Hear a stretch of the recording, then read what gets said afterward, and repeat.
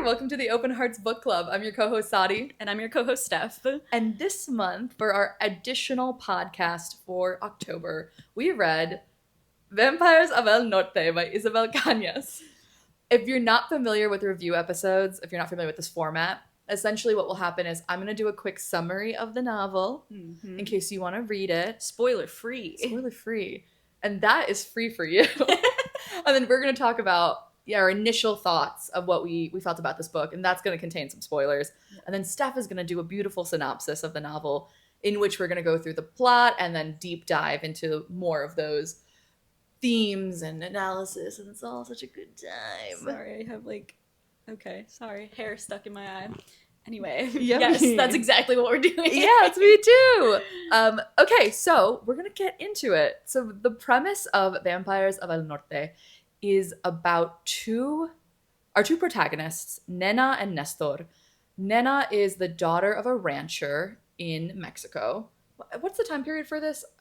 It's at the very start of the novel. It's 1837. Thank you. I was about to say 1837 Mexico, and she's a daughter of a rancher, which means they own a large plot of land. Families live on it. They take care of the ranch, and Nestor is the son of a ranchero, so somebody who works on the ranch. And it's a class sort of love story. She's the daughter of the rich man. He's the son of the poor man. But they grew up together. They're childhood best friends. And one day they want to delve out into the wilderness to find Spanish silver. And they go out there and something really traumatic and tragic happens, wherein Nena is presumed to be dead. And Nestor, worried about it being blamed on him for what happens, runs away. And they don't see each other for 8 years because he thinks she's dead. 9 years. 9 years. He thinks she's dead. And then 9 years later, he returns back to the ranch, Los Ojuelos, and realizes that Nena has been alive this whole time. And also in the background, some very strange happenings have been occurring at the ranch. And white people are attacking as well. Anglos are attacking. The Americans are attacking them. This is so funny the way, and white people are attacking as well. By the way, they're like kind of the main antagonists of this book. Totally. If it's not obvious, since this month is Vampire Month, vampires are a part of the problem. But I'll let Steph get into that. But yeah, it's essentially about the story of these two people reconnecting after so much time apart and dealing with the turmoil and chaos that's happening around them. What did you think of the novel? I really like this novel. Yeah. For me, it was a 4 out of 5. It would have been a 5 out of 5 if not for kind of some of the silliness towards the end. I just feel like there was like a really nice cohesive story most of the book, and then towards the end, things just felt like Nena felt all of a sudden, like, at least to me, very like Mary Sue, and very like all of a sudden she knows how to do all of these things. Like, we'll get into it, but like, she basically goes and is a healer for like this squadron of cowboys, vaqueros, that are going to fight against the American army. And the first battle that happened, she's very much so like upset, obviously, with like the violence and everything that's happening around her. And then it seems like after that, it doesn't matter to her anymore. Like, she's very cool under pressure. And I don't understand that jump. Well, you have one fight scene, and then you kind of know how to fight for the rest of your life. Yeah, true. So true. That's why I'm so good at punching people out. That one fight that you and me got into. Yeah, you should have seen her afterwards. I was crying.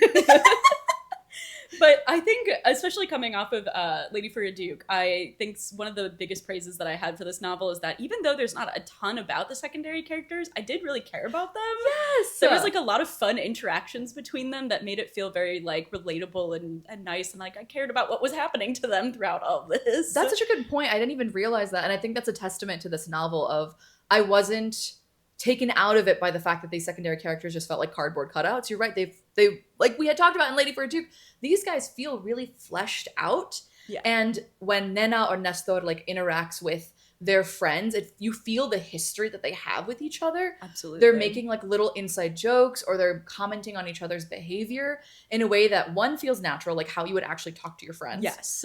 And then two, we don't have to be explained the entire backstory, which helps in terms of making it realistic that they have this relationship. Yeah. So they're just saying stuff and you go, oh, cool. Like there's I really love that about it. Yeah. Yeah. What would you rate it? 4 out of 5. 4 out of 5. Yeah. I think I'm there too. Yeah. I might have prematurely given Lady for a Duke a 4 out of 5. I'm still gonna keep it there. Whatever. Pagebound is an app that we use for our reading tracker. Yeah. And I love that they have different categories that you can break stuff down into. Absolutely. So for me, even though this book was really well done, beautifully written, really like the story of Nena and Nestor. I love the setting specifically. There was almost an enjoyment factor that I didn't necessarily have. I wasn't like at the end of the book when I closed it out, I didn't go yippee, Yeah. like, yay. Yeah. I was like, this was a good book, and I'm glad I read it. Yeah. So that's why it's a 4 out of 5, not because it doesn't merit a 5 out of 5. Taste is subjective. So for me, I'm very picky about my 5 out of 5 books are books that I'm gonna give to people and say you have to read this over and over. Yep. So if anything, it's like a 4.5 then. Yeah. I think it was a really good book though. Yeah, no, I really did. I really enjoyed it. Again, like towards the end, I think that one of my biggest pet peeves was just she all of a sudden realized, like it's sort of implied throughout the book that like, you know, after her attack, like Abuela was able to heal her after that, but was never able to heal her from the wound of losing Nestor for all those years. And at the very end, it was very much so like, and I never have been able to stand up to my father because Nestor abandoned me 9 years ago, which is kind of wild to me. It feels very like I'm not taking accountability at all because I was very upset with how her father ended up treating Nestor towards the end of the novel and how she didn't stand up for him at all. And then she's like, and the reason I did it is because he abandoned me all those 9 years ago and I didn't have someone there to like help me grow a backbone. And I really had a huge problem with that. So I was like in good conscience with like how much of a problem I have with that. I just can't. I can't think that's give it a very 5 out of fair. 5. The class issues on this, I think, are done deftly. Like I think they've done it really well. But then there are moments where you go, Nana, come on, you're very privileged. Yeah, never. I don't. Very few instances of her recognizing that, and it's a fight to have her recognize that. Yeah, and we'll get into the plot, but there is like a moment where she argues because she doesn't want to admit that her dad's a bad person, right? Who's like a really bad boss essentially, and Nestor has to point that out to her, and she will not have it. Yeah, yeah. And I forget what the resolution of that is. What can we do? Again, I listened to this on audiobook. I really enjoy an audiobook, and as I said before in a previous episode, I have a huge physical TBR, so I like don't want to collect any more books. Oh, fair enough. So the audiobook narrators swapped. Yeah. So sometimes it'll be one cool. person and they'll try to do like a different voice. Yeah. Nena and Nestor are voiced by different people, and I really love when that happens. Yeah. Because you also get to hear their like the voices, not the sound, but like the internal monologue. Yeah, I'm trying to think of the word, but they sound different, and that really helps characterize these characters. So yeah. I really like them. Cool. I thought it was a great book. Well, you can keep me honest about some of these pronunciations then, because I was looking everything up and like trying my best. So if I say anything crazy, be like, wrong, you fool. Okay. Oh, wait, final thing. Yeah. I love the vampires in this. Yes! Sorry, I'm screaming. But the body horror aspect of these vampires, I did write that down when it came up of like, obsessed with that. Obsessed with that. So good. And like vampires can fall for me in like 2 different categories of like you got sexy progressive vampires who are trying to suck blood and bone down. Yeah. And then you got creepy beasties and ghoulies, and this really fell in that second category, and I still love that. Yeah. It reminded me of the vampire from, why can't I think of it? Midnight Mass. Yeah. It was so cool. Yeah. And there's like one scene where it Yeah. was really well done. There's a good bit of horror in this that I super enjoyed.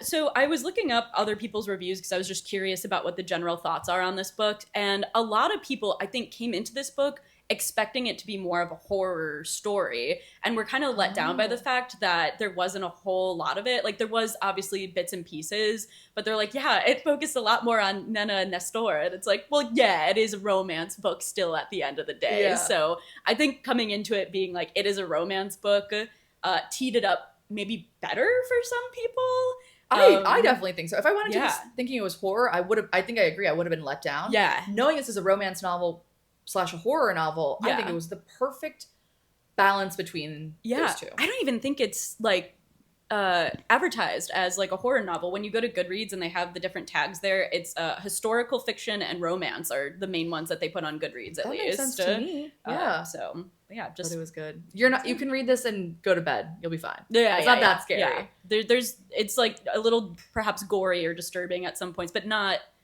even disturbing, just mostly gory, I would say. Yeah. But yeah, Vampires of el Norte. Yeah. Norte. All right. Do you want to get into it? I think I'm comfortable getting into it. Do you want to get into it? I think I'm ready to get into it. Then I'm ready too. Okay, Yeah. perfect. Perfect. Well, we start off 1837. Nestor and Nena are both 13 years old at this point, and they are about to go embark on their journey to go find the Spanish silver. The story behind this is the abuela, who is Nestor's abuela. I think she's just referred to as abuela throughout the story, but it is Nestor's abuela specifically. That confused me, but I do get it culturally, because I come from a very, I don't know how to say this in a politically correct way, but there are a lot of similarities between Mexican culture and Indian culture that I've noticed. And so you just call people auntie or grandma or whatever. Yeah. So it did take me a second to figure out whose abuela she was. Yeah. But I get the idea that they just all call her abuela. I had to go back to be like, I'm pretty sure this is Nestor's abuela. But it is. But it is. So she has told this story about how there is, a treasure buried out in the land somewhere, and they want to go and find this treasure. And that's because the rancho that they're on was visited by the Anglos, who are the white men, the Americans. And White men. With their arrival throughout the land, there has just been seen increased in cattle theft. Men have gone missing or are found dead, which is leaving very vulnerable land to be taken over because it just has a widow, a woman who is there. So land is getting taken away because they are presumably killing these men. So it's very much so the presence of the Anglos is a bad omen. They kind of connect it to the different folk tales that they've been telling about, like El Cuco and stuff in a similar way. So in order to prepare themselves for the worst to come, because now they have been visited by the Anglos, so they're like, okay, this is what's going to likely start happening in our area, they decide that they want to potentially set up a marriage to strengthen their hold on the land, essentially finding another strong rancho to marry someone in the family to have basically to protect one another that way. So a marriage of convenience, if you will. Yeah. And right away, they suggest Nena. And Nena is freaked out. She's listening in on this conversation. They don't know that she is there, but so she's listening in. She's really freaking out hearing that they're talking about her as basically like a bartering piece because, one, she doesn't want to leave her family. She's 13 years old. And she loves, like, Los Ojuelos, which is the name of this ranch. Yeah. So the, much. Like, town, I think. The town is called Los Ojuelos? Yeah, I believe so. Or like the general area, I think. Maybe we'll fact check that. Well, because then at the very end, they named their ranch Los Flores. Yeah. So I just assumed that the names of the ranch were... Oh, maybe. I assumed it was just like the area of land that they were within, but... We'll figure it out. Check it out. Yeah. But either way, yeah, she's like really committed to it, and it's a big part of her character throughout the entire novel. Absolutely. Where out of everybody in her family, she's the one that's like, I want to stay here and I want to protect this. This is my home. Absolutely. And the other piece of it is she doesn't want to leave Nestor.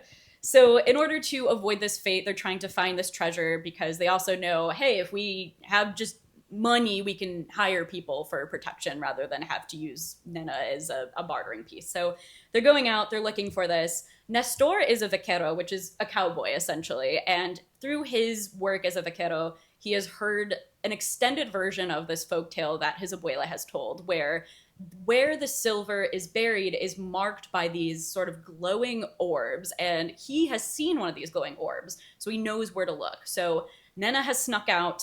They're on their way to go look for this. We get a little bit of a Nestor lore drop here. So him and his family were on a different rancho previously, but it was attacked by the Anglos. And during this, the head of the rancho was killed, and Nestor's dad was also killed during all of this. So Nestor had fled with his uncle Barnabe and his cousin Casimiro, and then his abuela. They all fled and then came to Los Abuelos.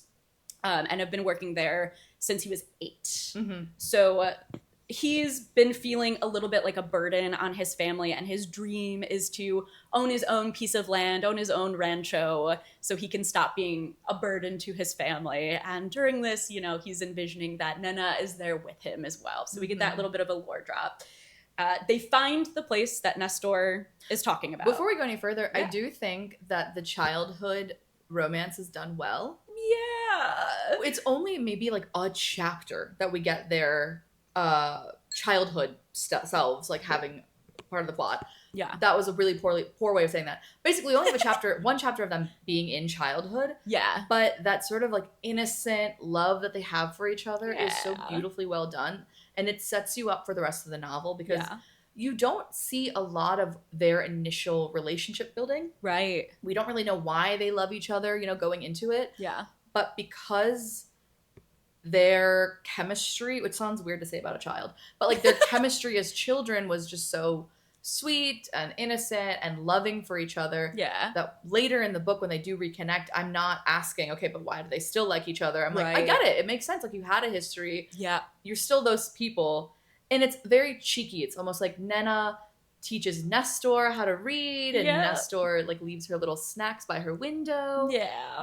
It's cute. It's very sweet. Anybody who had like a crush in middle school, you would understand that that's like a nice scene. So I think this book does a great job of making you really love the two of them. Absolutely. And we get little bits and pieces of it throughout the story too, where they think back to this time as children. We find out they had their first kiss together. Oh my god, I love that. I loved that. I also just loved that Nena was the one who was so bold with him. It was like, come on, I want to make sure I'm not bad at kissing. So like I have to practice. And what a great way to be like, hey, can we just practice kissing? Yeah. It's not like I like you. I just need like, some practice. And I think that was a great instance of, again, we are showing, not telling, of we know this is not actually just practice for them. We know that it's them actually liking each other, but it doesn't have to be spelled out for you because the attachment, the chemistry, the history is all there. Yeah.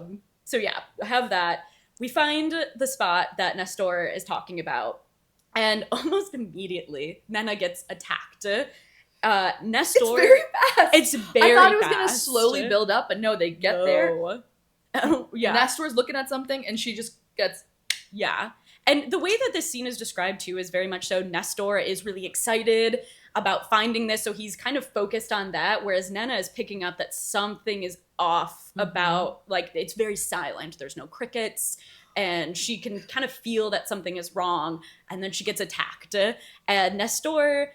in his, is focused on that. And then he does realize, like, decently quickly that something is happening. And as he sees this thing attacking her, he is not exactly sure what he's looking at. He's saying that, it was on all fours. It looks bipedal, but not at the same time. It has a human head, but it's gray and shrunken, and it has all these sharp teeth.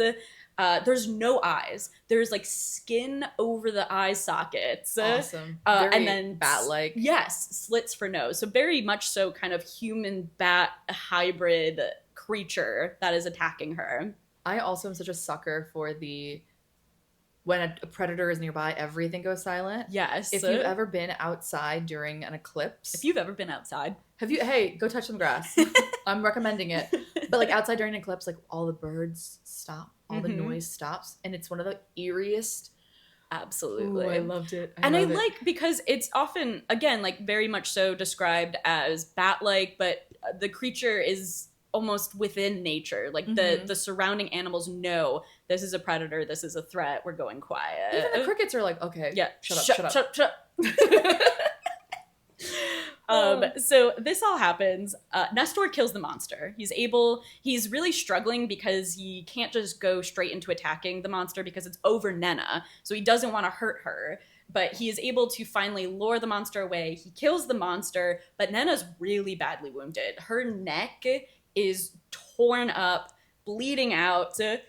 He is freaking out, obviously. He just saw something that he doesn't understand, doesn't know what it is. Saw his friend is in really, really bad shape, bleeding from her neck, not really responsive. So he's freaking out. He's trying to talk to her. He, in this freaking out, has decided the best course of action is to try to bring her back home. So he's getting her onto his back and is starting this journey back, which is not a super close one either. He's very much so physically struggling to bring her back. He's also just a 13-year-old kid. Yes, and he's been described as very lanky, kind of scrawny kid. So he's not exactly, he's tenacious, but he's not very physically strong. Who did you imagine when you were picturing Nena and Nestor? I don't know. Okay. I'm not gonna lie. I was able to visualize them a bit more when they were adults, but as children, I kind of was like, there's someone there. That's fair. I was just curious because I imagine him to have curly hair for some reason. Oh, totally. Yeah, for just sure. Like beautiful curly hair. This like lanky, cute kid because he's a hot guy. Yeah. Sorry, but continue. But he's struggling. Yes, he's struggling. He's like professing his love and like begging her to stay with him and is like freaking out. Finally gets her to her home and he's at the back porch and is knocking on the door. And finally her family's starting to come and they're like, what's going on? And they see Nena and they freak out. Her mom starts screaming that she's dead. And then her dad flips around to Nestor and is pissed. More angry than Nestor has ever seen him. Yeah. Don Feliciano is her dad's name. Yes, Don. So he freaks out. He's a 13-year-old boy. And again, there is the class issue at hand of this is the owner of the whole rancho, and he is just a vaquero that's working on this rancho. He does not want to be punished for this happening, so he freaks out and he runs. And he runs away from the rancho. And now we're flipping to 9 years later. Which I also think that that's a realistic reaction for a 13-year-old. 1000%. I'm running away. I'm not coming back. Because, he thinks, first of all, Nena's dead, and he's going to be blamed for her death. So he's gone, he's left, and he's going to start a new life for himself. Which I kind of feel bad for his family. Yeah, totally. I guess he's running off with no explanation. Goodbye, and we'll get into it very soon. But yes. So yeah, time skip. 9 years later, it's 1846 now, and Nena and Nestor are 22 years old. Nestor is sick over Nena's death. He's been having reoccurring nightmares about it. He is drinking through his pain. He's been hoeing himself out. He's been boinking a bunch of women. He has a bit of a sad playboy energy. Yes, very much so. And namely, he's been kind of fooling around with this woman named Celeste, who is a widow, but he's been fooling around with her before she was a widow. So, they dropped that, and I was like, oh, they're like, and he's been, messing around with her for a while, even before her husband had passed. Nestor, you dirty, dirty dog. I know. And he seemingly has a little bit of a soft spot for this woman, but he mentions that he can't make his home in another person again. Wow. Fair enough. We find out that Nestor has been working kind of independently. He doesn't belong to one rancho, so he's been able to save up a lot more money than vaqueros usually are able to. Because they still have to pay rent to them. Exactly. Yeah. So he doesn't have a home anywhere on any of these ranchos. He just wanders around and makes money. And we do find out that at this point, he is pretty close to having enough to start a very small rancho, but he mentions that he hasn't gone ahead and done this because, and I have a quote here, without work and a distant goal, he didn't know what he was living for. So previously, as we had mentioned, he always envisioned he would get this land, Nena would be there with him, and now because Nena is not, with him anymore, he doesn't almost want to make that leap because how lonely. I guess, yeah. I'm not trying to question his motivation. That makes sense. And it's like a story you're allowed to have longing and pining. I just for a second was like, would I be that way? Or would I feel like I would want to have a home regardless, but I guess then you're trapped at that one location, and he does seem to find some solace in going around different places. What's the point in buying a home if there's nobody there to fill it? Home is where the heart is. And he's never going to make his home in anyone else's heart. It's beautiful. So he never has a home, and he's never gonna have a home. Hey, if I died, because you asked me this question, if you thought I'd die, would you run away? If I thought I was responsible for killing you, I might. What the hell? Like, I don't think what he did was that outlandish. Once again, I guess that's fair. your mom's coming at me like, you killed my daughter. Yeah, I might run away. Okay, but I'll miss you for those 9 years. Well, I will think you're dead, so that's not gonna be. We're about to come up to it, but it feels very cruel that no one would. In this scenario, I feel like somebody would have gone, Steph, come back. She's alive. Right! Okay, but yeah, Anyway, so well, Nestor is... Yes. Meanwhile, we find out that Nena is alive. She's still living on her father's rancho. The Anglos are still around. But she's been trying to work as a curandera, which is a healer, basically. So this is what Nestor's abuela has been doing on the rancho. And she's started to pursue this work basically as a last-ditch effort to be like, I'm more valuable here than using me as like a pawn in a marriage.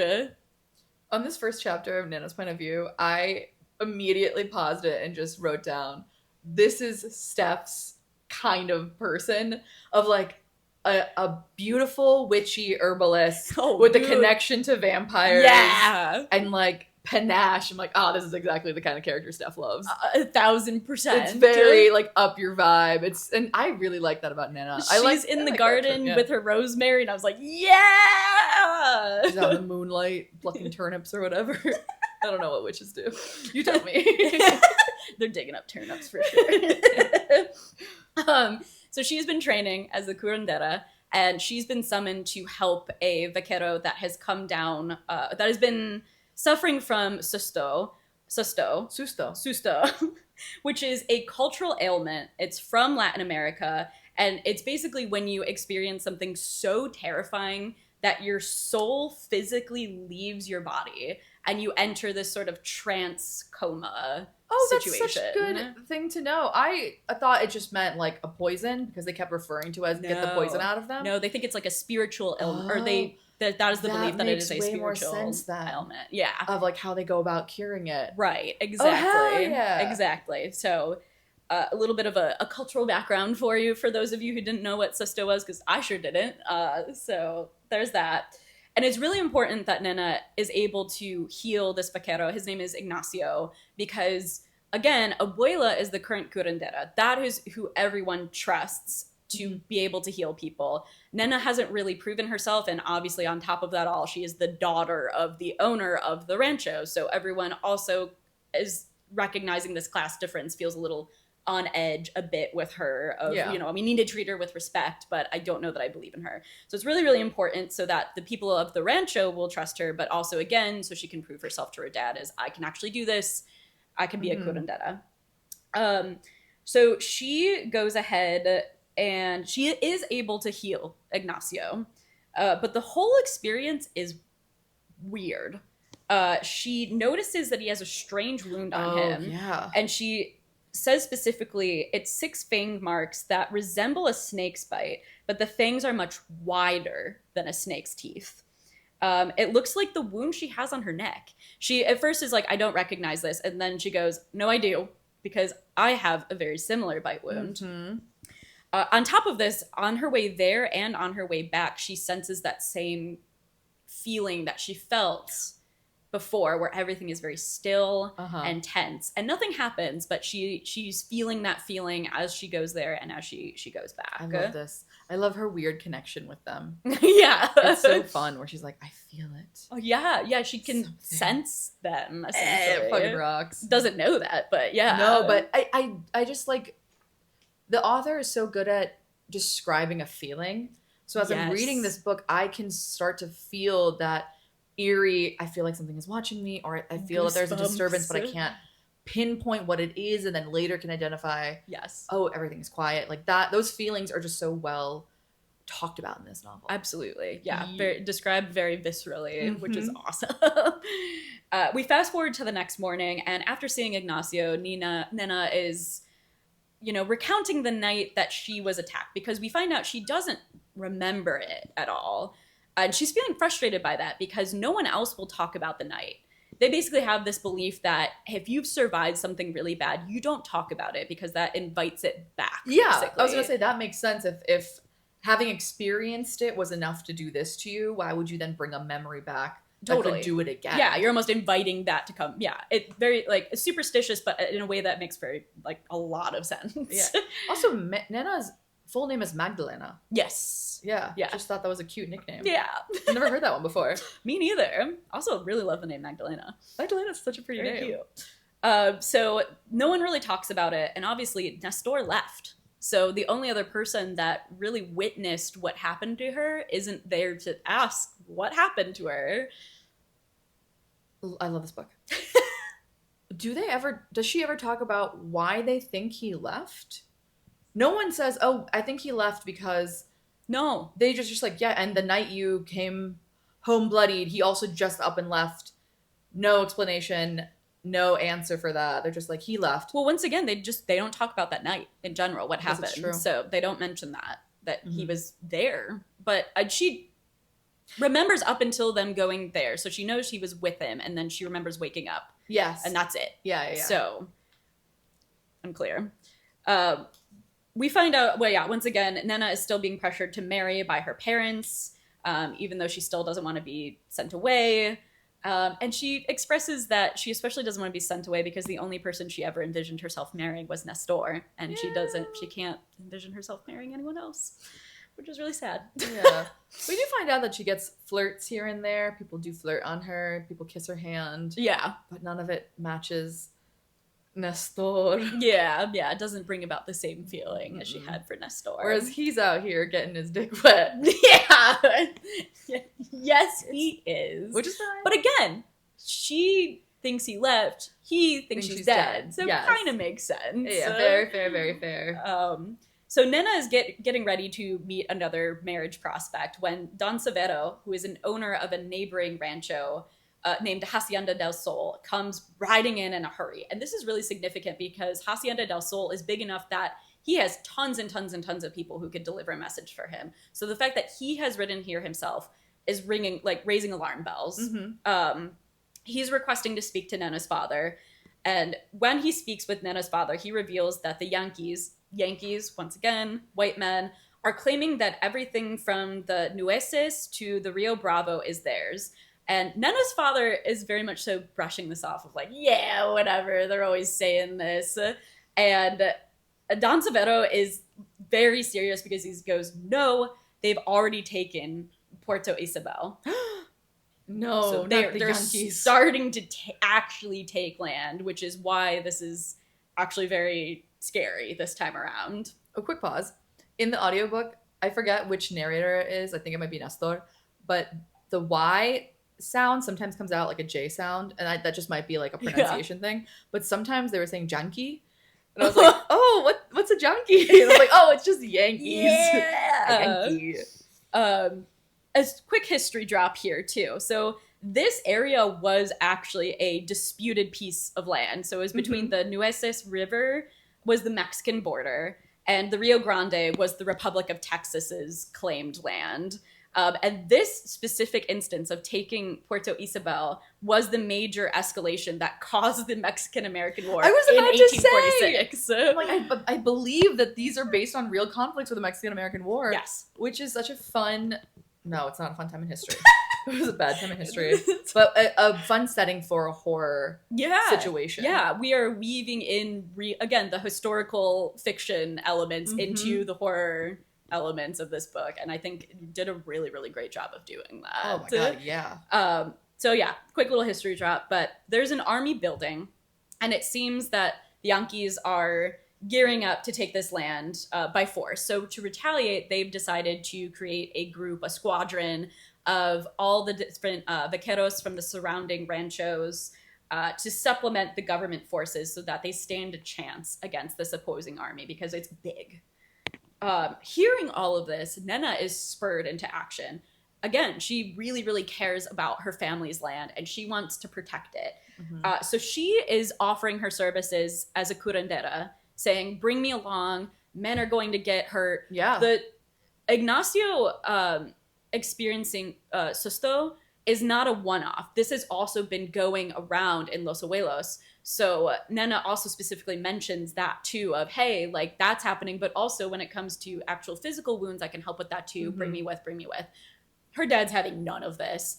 But with the help of another rancho owner who is, I have his name, Don Antonio, and then her brother Felix, they're able to convince her dad to bring her with, and she will go, and she will be the curandera to help them along the way. I also really like Felix as a character. Yeah. I thought he was a very great brother. He just sort of seems like the bedraggled person in a family who's always in the middle of every conflict. And she's like, I know it's bad that I put him in the middle, but they don't listen to me, so I have to. Like, at one point, he's just exhausted and he needs to rest, and she's like, okay, but can you go talk to them, please? Yeah.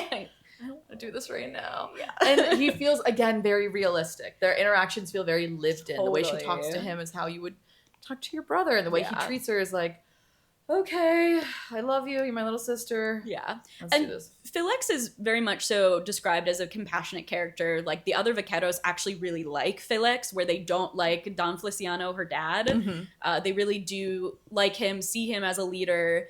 He has compassion, but he's also still stern and commanding. And He has some criticisms for the Mexican government. yeah, and I think he can see oftentimes how Nena gets sort of run over by both of their parents and wants to help her, which is nice. It's also vaguely mentioned that he also had sort of an arranged marriage. yes. His wife never gets talked about. Never.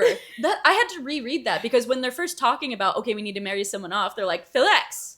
Oh wait, no, you already have a I wife. forgot about your wife. Where is she? Nena, yeah. Where forget is it. she? Yeah. Where is she? I thought because she's a sister-in-law or Ghost. anything, I thought she'd be part she of. would be there. Yeah, Yeah. but no, we just get Nena's two other sisters, who one of them, Or one sister and then a there's cousin. Yes. Two cousins. Two okay. cousins, I believe. But the younger sister, Javiera. Javiera, seems to also notice certain things, but it's not touched on Yeah. very much in the story. I swear that there was like a moment where she was saying that she felt like something was watching her in the window. Yeah, she has a dream. And or then- like she thinks it's a dream, but But then it's never like not. brought up again. And I wanted to go, no, yeah, there's No. more of this. Give me more. Anyway. Mhm. But yeah, so it's agreed she'll be the curandera, but this is gonna come at a cost. Her dad essentially goes, okay, fine, you can come, you can be the curandera, but when you get back, you are marrying immediately. You have put your mom through so much, like saying no to every marriage prospect that we have for you, and now you're going away to war. The very least you can do for her, after putting her through all of this, of having her daughter go to war, which is super abnormal, you're gonna get married. And then it goes, okay, fine. Is again gambling with, you'll see me as a valuable healer and you won't want to marry me after you see me in the war, basically. Which again, fair. I keep explaining why all of these decisions are good decisions, because we've had a couple of books where every time a character makes a decision, we're confused about it. Yeah. Where in this case, I understand it. Either way, she's gonna have to marry. She might as well take this gamble. Absolutely. And I'm with her there. You And- prove yourself, and maybe you are more valuable at home than you would be with an alliance. Yeah. And once again, she really cares about this land. She doesn't want the Yankees to take her land, so she's going to do everything she can in her power to help, regardless of this gamble that she's taking too. Yeah. So, yeah, definitely makes sense. Mhm. We go back to Nestor. He is at a post office in Dorado, seeing if he has any letters from his uncle. So we find out that he hasn't come back to Los Abuelos at all in these 9 years, but he does write to his family. And this is where I go, you can't tell me in 9 years your family hasn't even mentioned in passing, oh yeah, and then this other suitor came for Nena. Like, even, I get that there is a certain level of decorum to adhere to, of maybe you're not constantly talking about the daughter of the owner of the rancho, fair enough, but you, even in just, yeah, and this is happening on the rancho, we never mentioned Nena in any of these letters. I was so confused because I thought he hadn't spoken to his family in 9 years. right. Come to realize, no, he writes to them all the time. Mm-hmm. And not a single one of those times did they even just ask, hey man, what happened that night? Yeah. Why did you leave? Like, Nena asked about you. Because I think we do Yes. find out that she, like, Constantly. is like, did he write to me? Did he say anything about me? Did he write to Yes. me? And Yes. not a single person thought to go, Nestor, Nena's asking about you. Like, can I at least give her an Right. answer? Right. In 9 years. Yeah. And I would be okay with it if we found out that Don Aquile like had no Feliciano. Don Feliciano. Sorry, I just read another book You're totally where fine. one of the characters' names is Don Aquile. There's also a billion names in this book too. So Don Feliciano put like a moratorium on talking about him. Right. Or I at first was kind of like, okay, because Felix is the one that is delivering these letters and whatnot. And we'll get to it in a minute, but he had actually written Nestor a letter. Mm-hmm. And at first I was like, okay, why doesn't he mention anything? Because he was there the night that Nestor dropped Nena off after her, after she got attacked. Yeah. So he, again, is the person who completely witnessed not the actual attack, but the fact that Nestor was the one to bring her back and then ran off. But wouldn't you think he would mention, by the way, like Nena survived? But later on, it makes sense of, as much as Felix is in Nena's corner, there is a certain level of it would be inappropriate for her to be with a vaquero, and we see that she obviously has feelings for him. So in my head, I was like, okay, that one makes maybe a little bit more sense. But his family doesn't mention. Again, I would have liked it better if her mother, because you find out her mother really hates the idea of the two of them being together, and has since they were children, has been like, I don't want them near each other because I see what's happening here. Mm-hmm. I would have loved it if just on her orders, his family was told, don't mention Nena. They don't know especially why. Yeah. But the mom at least is like, I realize he thinks she's dead. It's better that he continues to think that and stay off the property. Agreed. Whereas everyone else maybe doesn't know that, if we're going to keep the whole, why did Nestor leave, like as a secret? Yeah. But just his family has been told, do not bring her up. But that's not the case. So I don't know why nobody told him. Right. For 9 years. And it's like the other aspect of it too is anytime he hears any of the other vaqueros that he works with talking about Los Abuelos, he does mention how he leaves the conversation because he can't hear about it. And that also makes sense to me. But yeah, this one instance, I go, why has no one said anything? Right. If you just stayed in one conversation, you would have heard about the hot older daughter, Nena, and then you would have realized that she was still alive. And you wouldn't have had to be sleeping with Celeste. Anyway, so Nestor gets a letter, but it's not from his uncle. It's from Felix. And in it, he mentions about the squadron that they're putting together, and is basically requesting for his cousin. Casimiro is telling Nestor, hey, please come home, because if you don't, Uncle Barnabe is going to try to be in the squadron, and we really are trying to not have him do that because he's older. He's old. We don't want him to go into battle, him being older. He's very distraught over this news because obviously he doesn't want his uncle to go and be in the squadron, but he also doesn't want to go back to Los Abuelos because he still thinks that Nena's family blames him for her death, still thinks Nena's dead. Mm-hmm. So he doesn't want to go and face it, but he's also really terrified of the Angelos still because of what happened on the previous rancho that he was on too. So he is very scared. Felix, do you have something to say on this matter?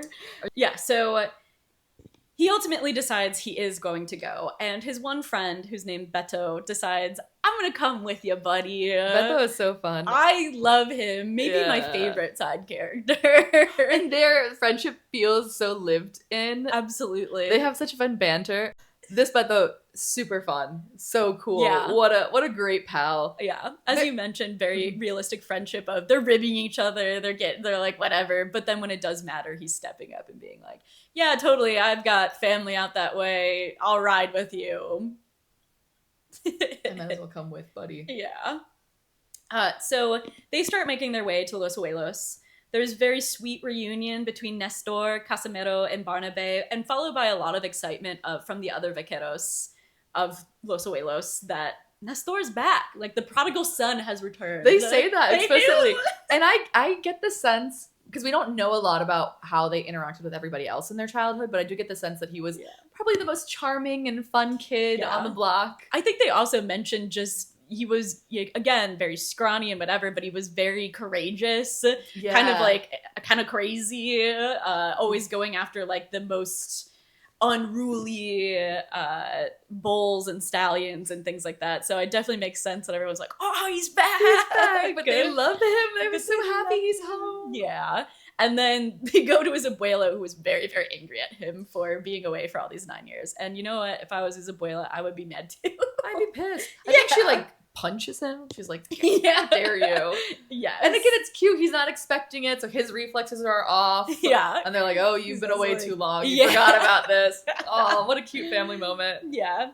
Things start to settle down, and they do inform Nestor, hey, there's a meeting for the squadron. You have to come. And he goes, no. I don't want to go. And then, because he's still afraid of Don Feliciano specifically, Mm-hmm. but his uncle Barnabe is like, no, we have to. So he begrudgingly is like, okay, I guess I'll go. He is so nervous. But they go to La Casa Mayor, which is the name of the home within the rancho. And there's tons of people. There's 6 different rancheros and hundreds of vaqueros. Mm-hmm. So they make their way. They see Don Feliciano and his family, and they see Nena. At first, his reaction is, there's a pretty girl up there. Oh, no. Oh. And I can perfectly picture this scene, because we get it from both of their POVs, but he's just staring at her. Yeah.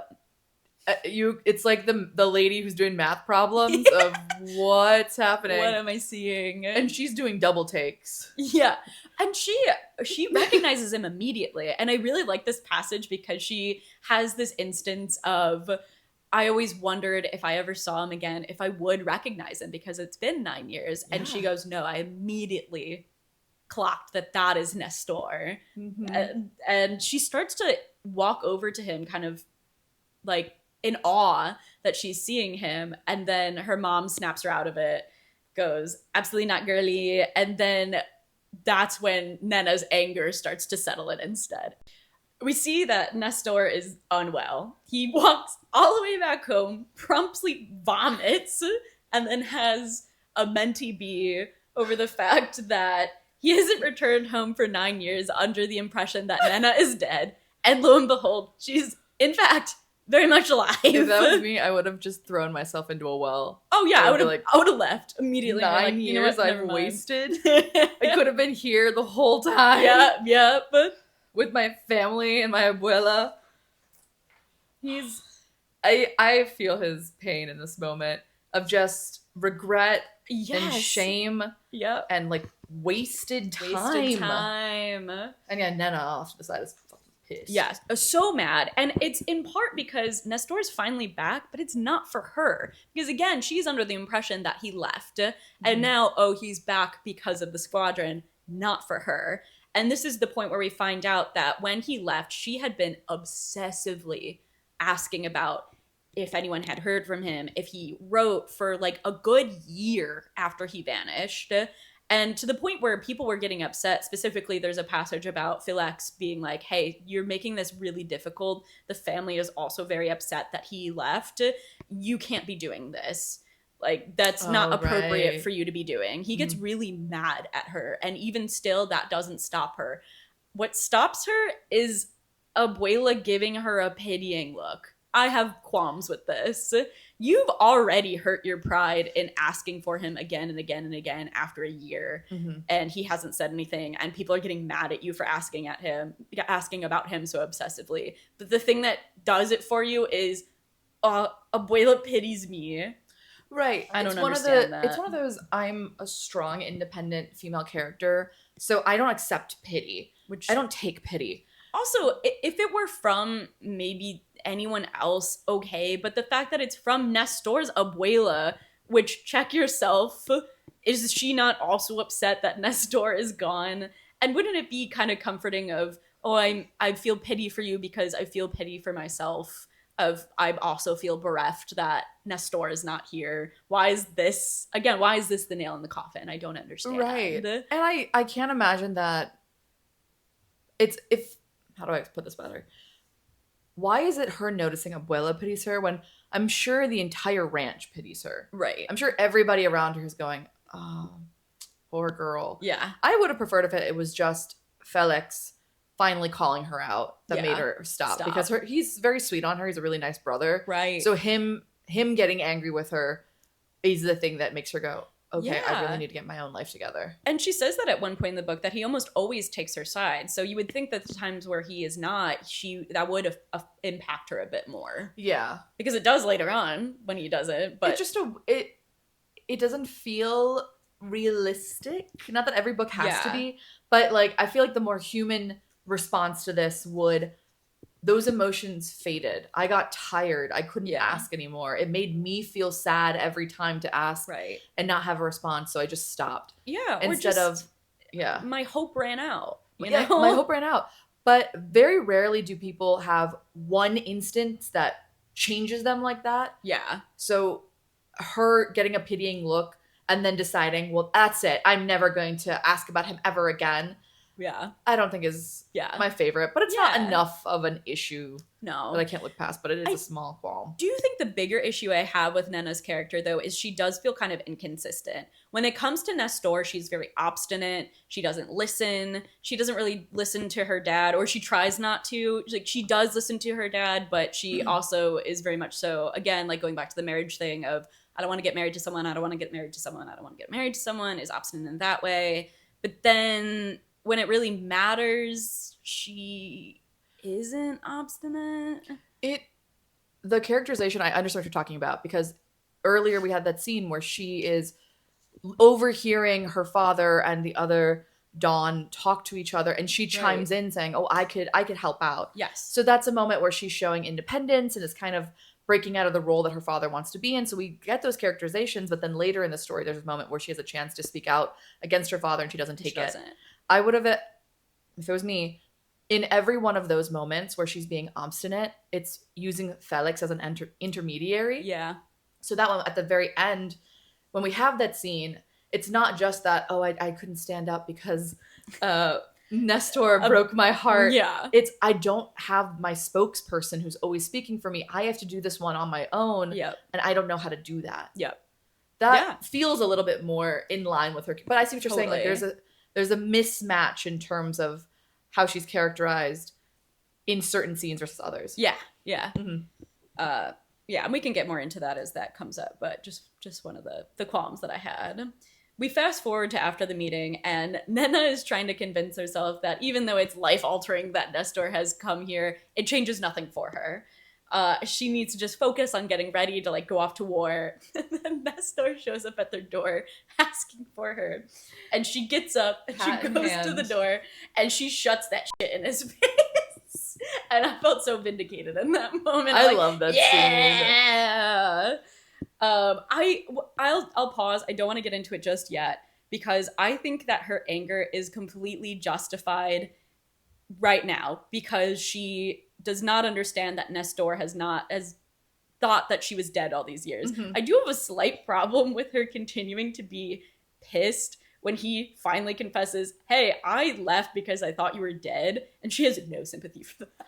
I know that. I was like, okay. Because I also would have questioned, why did you think I was dead? What happened? No curiosity about that. Yeah. What an extreme, because to her, again, understanding they were out together and then she woke up in her kitchen and no one will tell her what happened, but she has a scar. Right. So if someone said, I left because I thought you were dead, my first thought would be, what happened? What? You thought I was what? Yeah. Okay, let's take a step back. Right. But right now she's very vindicated. Oh, absolutely. Absolutely. Nestor is reeling. Up until this moment, he was pacing in front of his family home. His abuela comes out, and he finally lays out his confusion to his abuela and kind of explains why he decided to leave those 9 years ago. She explains how that the night that he left, she was called to La Casa Mayor to take care of Nena. And she obviously, was able to heal her. But she asks him what happened to Nena that night. And he tells her most of the truth, like tells her that Nena was attacked, but he doesn't go into by what. Well, because I believe he also is a bit confused by his own memories. He's like, I know something attacked her. Yeah. I'm a little fuzzy on what it is. Because later when he sees it again, he goes, oh, that was what it was. I think he's also kind of grappling with, that what I thought attacked her can't be real. Yes, so exactly. I can't say so that I have to people. No real clue what I saw. Right, exactly. And at this point, again, it's been 9 years, so it totally makes sense that he would be a little bit, apprehensive about being like, a creature attacked her. So he finally tells Abuela, this thing attacked. I think he just references as, I think it was an animal, but it was so dark, I'm not sure. Attacks Nena, I brought her back, whatever. And now Abuela is putting, 2 and 2 together. of why Nestor has left and been away. And she And now Abuela's going, I should have just said that she was alive. Abuela goes on Or why wouldn't you go, hey, you don't even have to say she was alive. Hey, by the way, just in case you were wondering, Nena came out fine from whatever had happened between you guys there. Right. She's just an update on our medical progress. Once again, too, just they had been pretty inseparable since he got there. So again, it's like, this is your friend.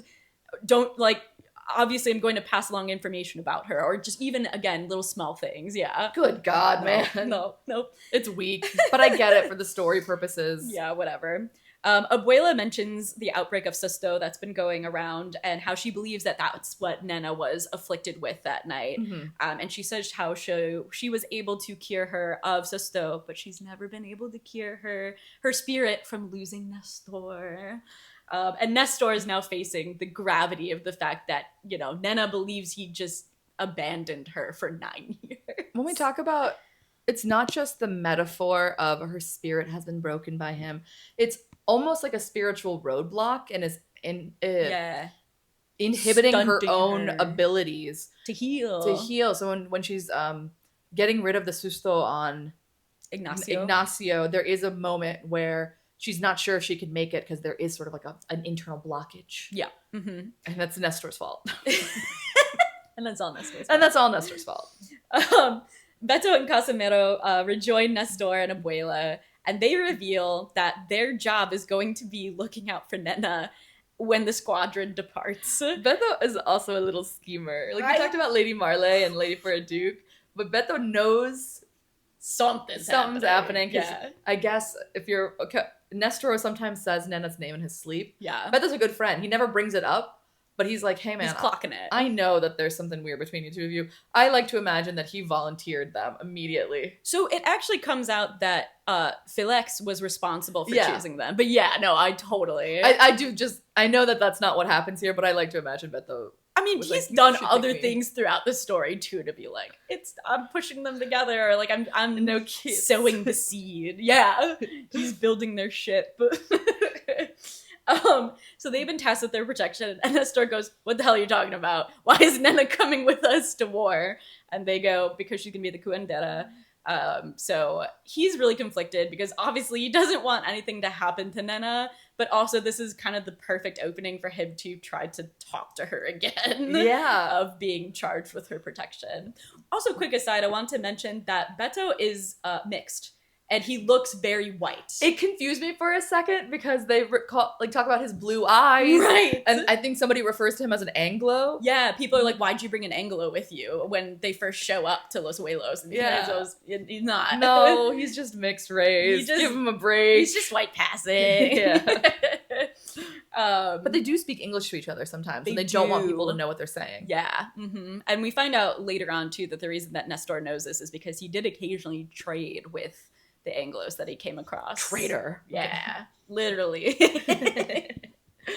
We fast forward to nighttime, and Nena is having a nightmare about something chasing her. And she wakes up, and initially she thinks it's because of the nightmare, but then she realizes it's because her little sister Javiera is screaming. Javiera is inconsolable.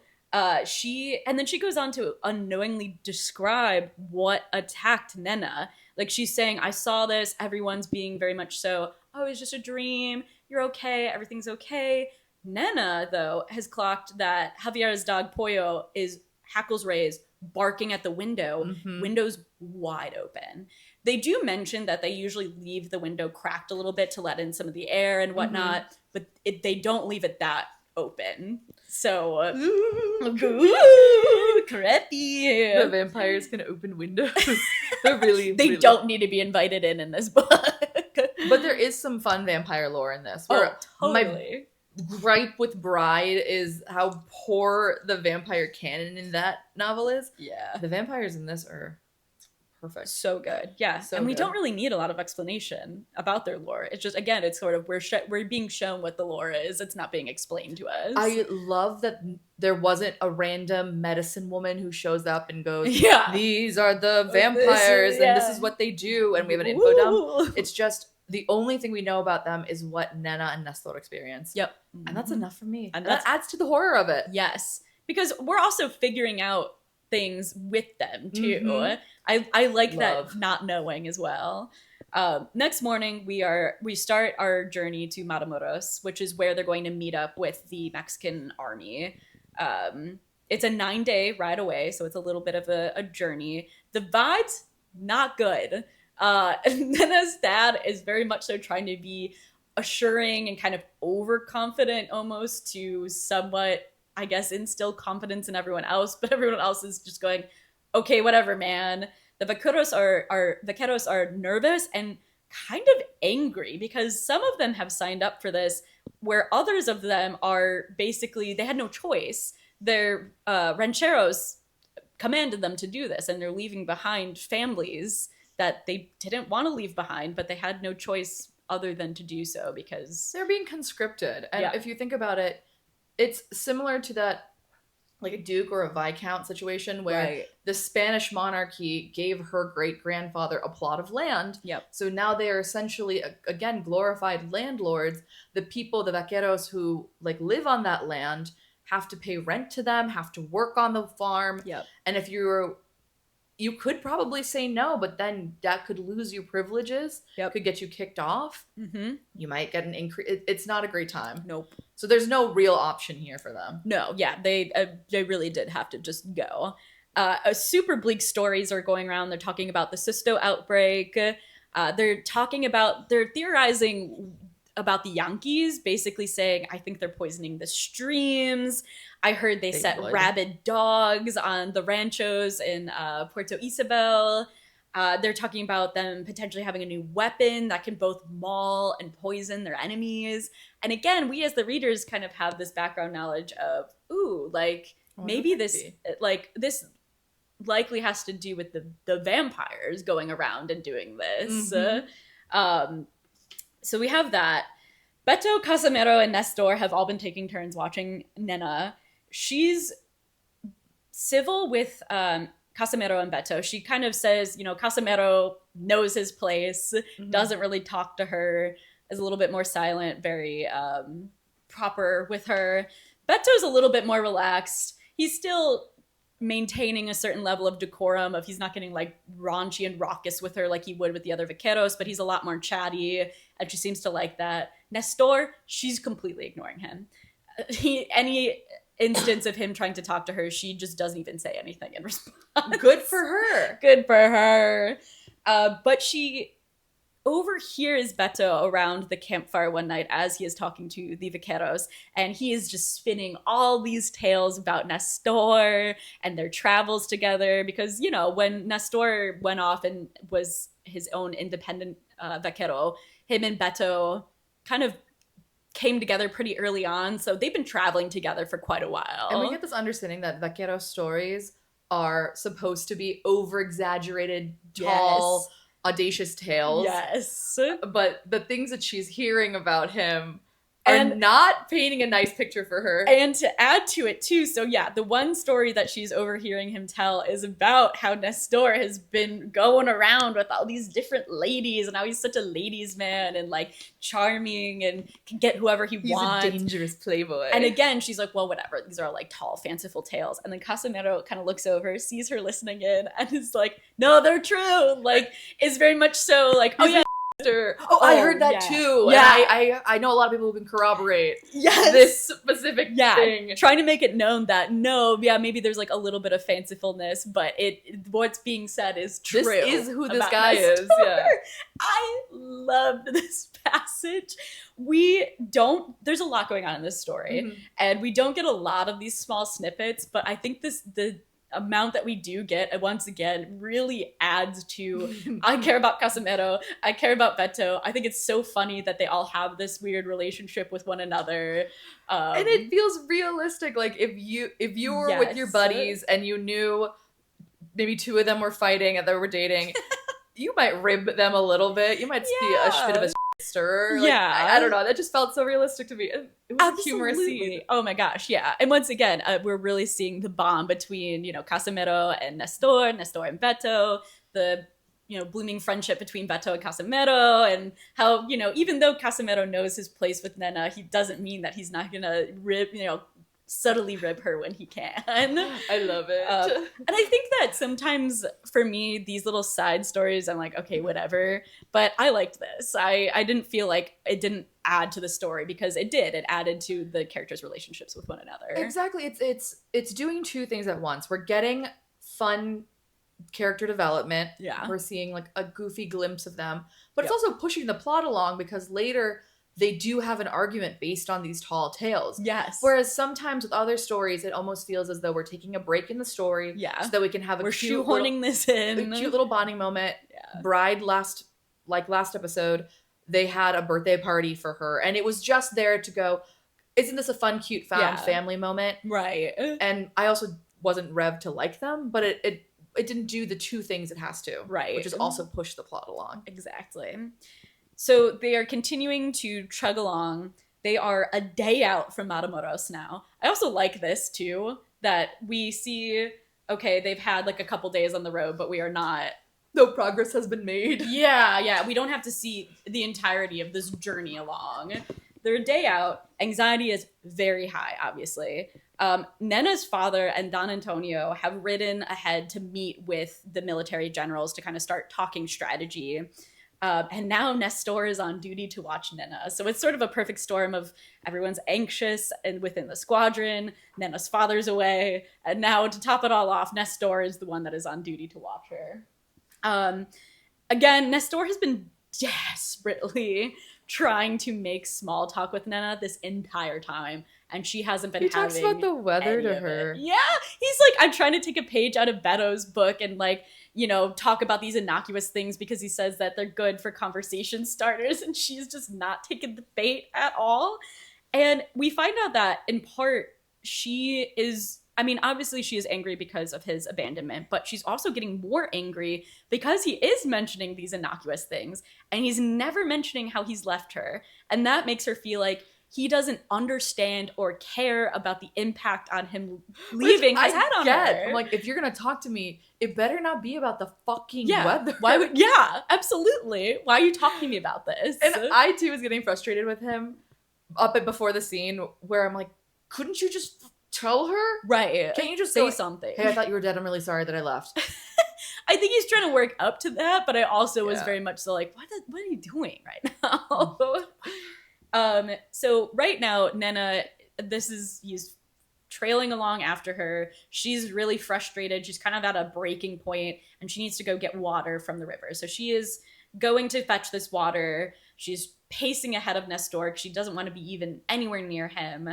Mm-hmm. And she's so caught up in her anger that as she's walking to the water, she doesn't realize that something is watching her. She kind of has like this little inkling of something other than Nestor is watching me.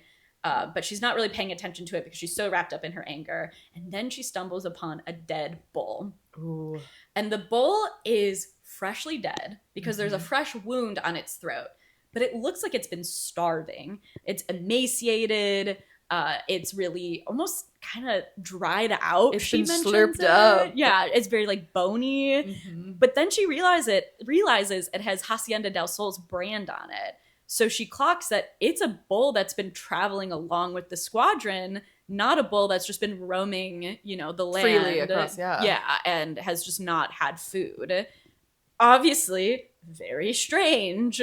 Definitely not starving. Nestor sees this, is kind of like, whoa, whoa, whoa. He does this little whistle that they do to have people come over and check out what's happening. And Nestor mentions something about his old life, and it sparks Nena's anger once again. And they start both getting snippy with one another. Like, he calls her a brat at one point. I liked this. And they're starting to get angry. And Nestor finally tells Nena, I left because I thought you were dead. And Nena just doesn't decide to acknowledge that at all. Nena goes, and what? Nena just goes, what the hell are you talking about? I'm alive. We love a woman in a male-dominated field. She goes, babe, you're crazy. I'm gonna guess. I obviously I'm alive. What the hell are you talking about? How could you think I'm dead if I'm clearly alive? So you're wrong here. Yeah, so you're just trying to lie to me, actually. Yeah. Oh my god. But yeah, the way that they bicker throughout this whole novel doesn't irritate me because it has the feeling of I've known you so long. This is how we fight. Yeah. This is how we bicker. Yeah. And it's kind of cute. I just wish that the mission caught Nena a little bit more off guard than it did, because she just almost immediately goes into, what are you talking about? I'm alive. Or to your point, is that she was more curious about, why do you think I was dead? I'm confused. Or I would even take just sort of baffled. Right. And like not have a, like not know how to react, and that's kind of like a weird end to there. And that's when we get the next part of the scene. But her just outright saying, "No, that's wrong. Yeah, you were wrong for thinking that, and that's not an excuse." Yeah, but that is the reason. It's not an excuse; right. It's the reason. Yeah, like that's it. Yeah, exactly. And where do we go from here? Where do we go from there? Because she continues to be angry with him. Yes, for a much longer than I think she should. Like, no one should tell you how you should feel. You can still be angry that he was gone all those years. You can still be mad that he never at least came back to. I thought this was going to go in the direction of, if you did think I was dead, you didn't want to come to my funeral. You didn't want to. Right. And you didn't come back all those years to, like, go to my grave, respect me during, like, these times, you know, like around Halloween or anything like that. You know what I mean? Yeah, Dia de los Muertos. Yeah. Like anything of that nature, or you didn't even want to go see your family. I thought it was going to turn that direction of, sure, you should have still come back home. Like, this was our home. Yeah. How could you abandon your home for so long? Yeah, that's a good point. And that way she gets to still keep her anger, but it's for a reasonable reason. Yeah. Rather than just, no, I don't believe you. Yeah. I'm still mad at you. I'm still mad at you. Which she can still be mad at him, but I wish there was a little bit more nuance to that anger, I guess. No, I agree. It does kind of feel childish in that way of, I know I'm still mad at you, but I don't really have a reason to be, so I'm just going to say this is the reason so I can still keep being mad at you, because those feelings haven't been resolved yet. Yeah, or in this instance, she could still be mad and then later on come to realize, hey, like, I just didn't know how to digest that information, and, you know, I apologize, or what. I mean, it doesn't even have to apologize, but some recognition that I was being childish in that moment. Yeah. But anyway, no, it does not subdue her at all to find out that that's what he thought all those years. Things get really tense. They kind of continue to fight for a little bit, and then again that same feeling settles over where everything goes really quiet and it gets really tense, and they think that something might come out, and then Beto and Casimiro, the other vaqueros, show up instead, and everything starts to settle down. Nena's still mad at Nestor. She's like, get me away from him, basically.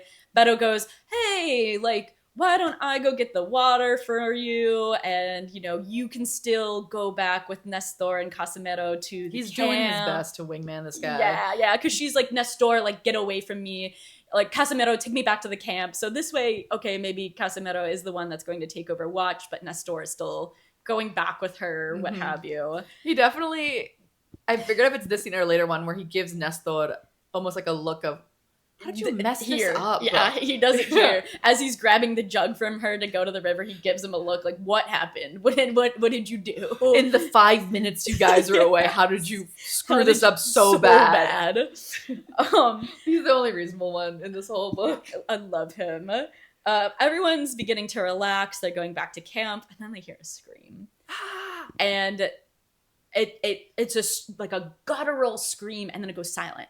It cuts off, kind of. I had a suspicion that something would happen a bit, though, the moment he was introduced. Yeah. Well, or just the moment, too, that anyone goes off alone. I was like, okay, so here we go. The scream does, in fact, come from the river, and Nestor immediately goes, Beto, and rushes off without even thinking. They get to the river. Some other vaqueros have followed Nestor there, and they find Beto, and he's really, really badly wounded. Again, he's got like a huge bite mark, it looks like, in his arm, and he's not moving. His chest isn't rising and falling. Yes, his eyes sprung open, and right away the other vaqueros go, oh, susto, and they go, we need to get him back to Nena. So they start getting him to Nena. Nena is able to kind of get through to him somewhat. She starts doing her curandera practice, and his eyes go from wide open to, like, they do finally shut.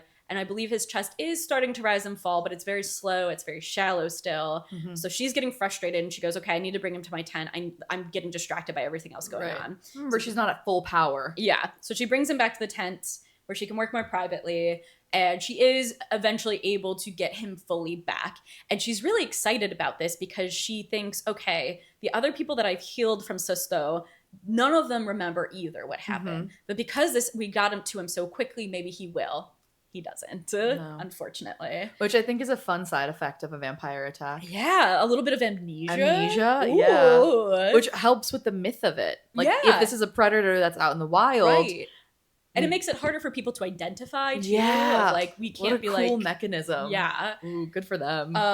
And then this attack has started to make Nana question some things. You know, she's been told she's been struck with Susto.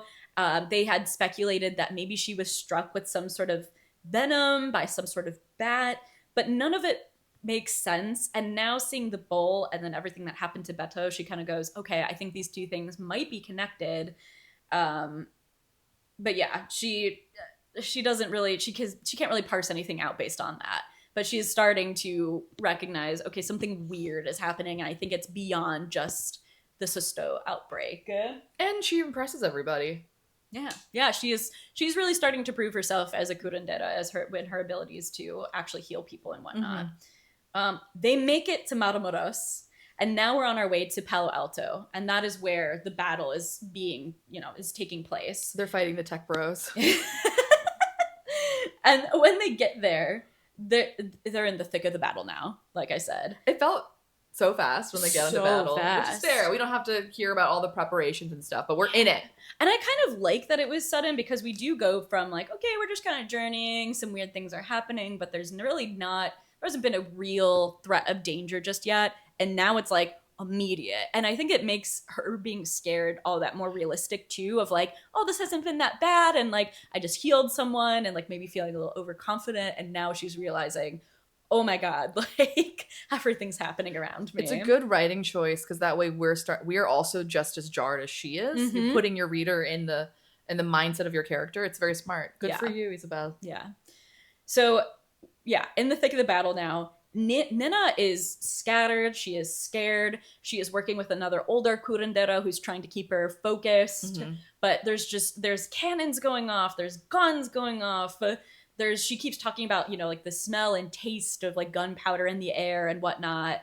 And throughout this, she keeps seeing Nestor and all of these wounded men that come in, where she has literal moments of the face looks like Nestor. And then she's able to take a minute and go, wait, no, there's a mustache. That's not Nestor, whatever. And then the curanderas are attacked by the Rangers, like Texas Rangers. Which is so evil. So evil. You're not supposed to hurt your medicine unit. Yes. In war. Like, it's a bad practice. And I'm an American, but goddamn, they make some bad choices. They sure do. And now we're cueing all of the action. A flurry of stuff happens here. Nena sees the older curandera get shot and die in front of her. She is then grabbed by her hair by one of the Rangers and is being dragged as he's on the horse. She's then shot at, or no, sorry. Quick pause. She knifes him first to get free of his grip. And then she sees the stray horse and she's trying to calm the horse down to be able to get on the horse to be able to get away from these Texas Rangers. And then she's being shot at. The horse startles, runs off. There's two Texas Rangers coming at her. And right when she thinks she's going to die, Nestor appears and kills both of them. Both of the Yankees coming for her.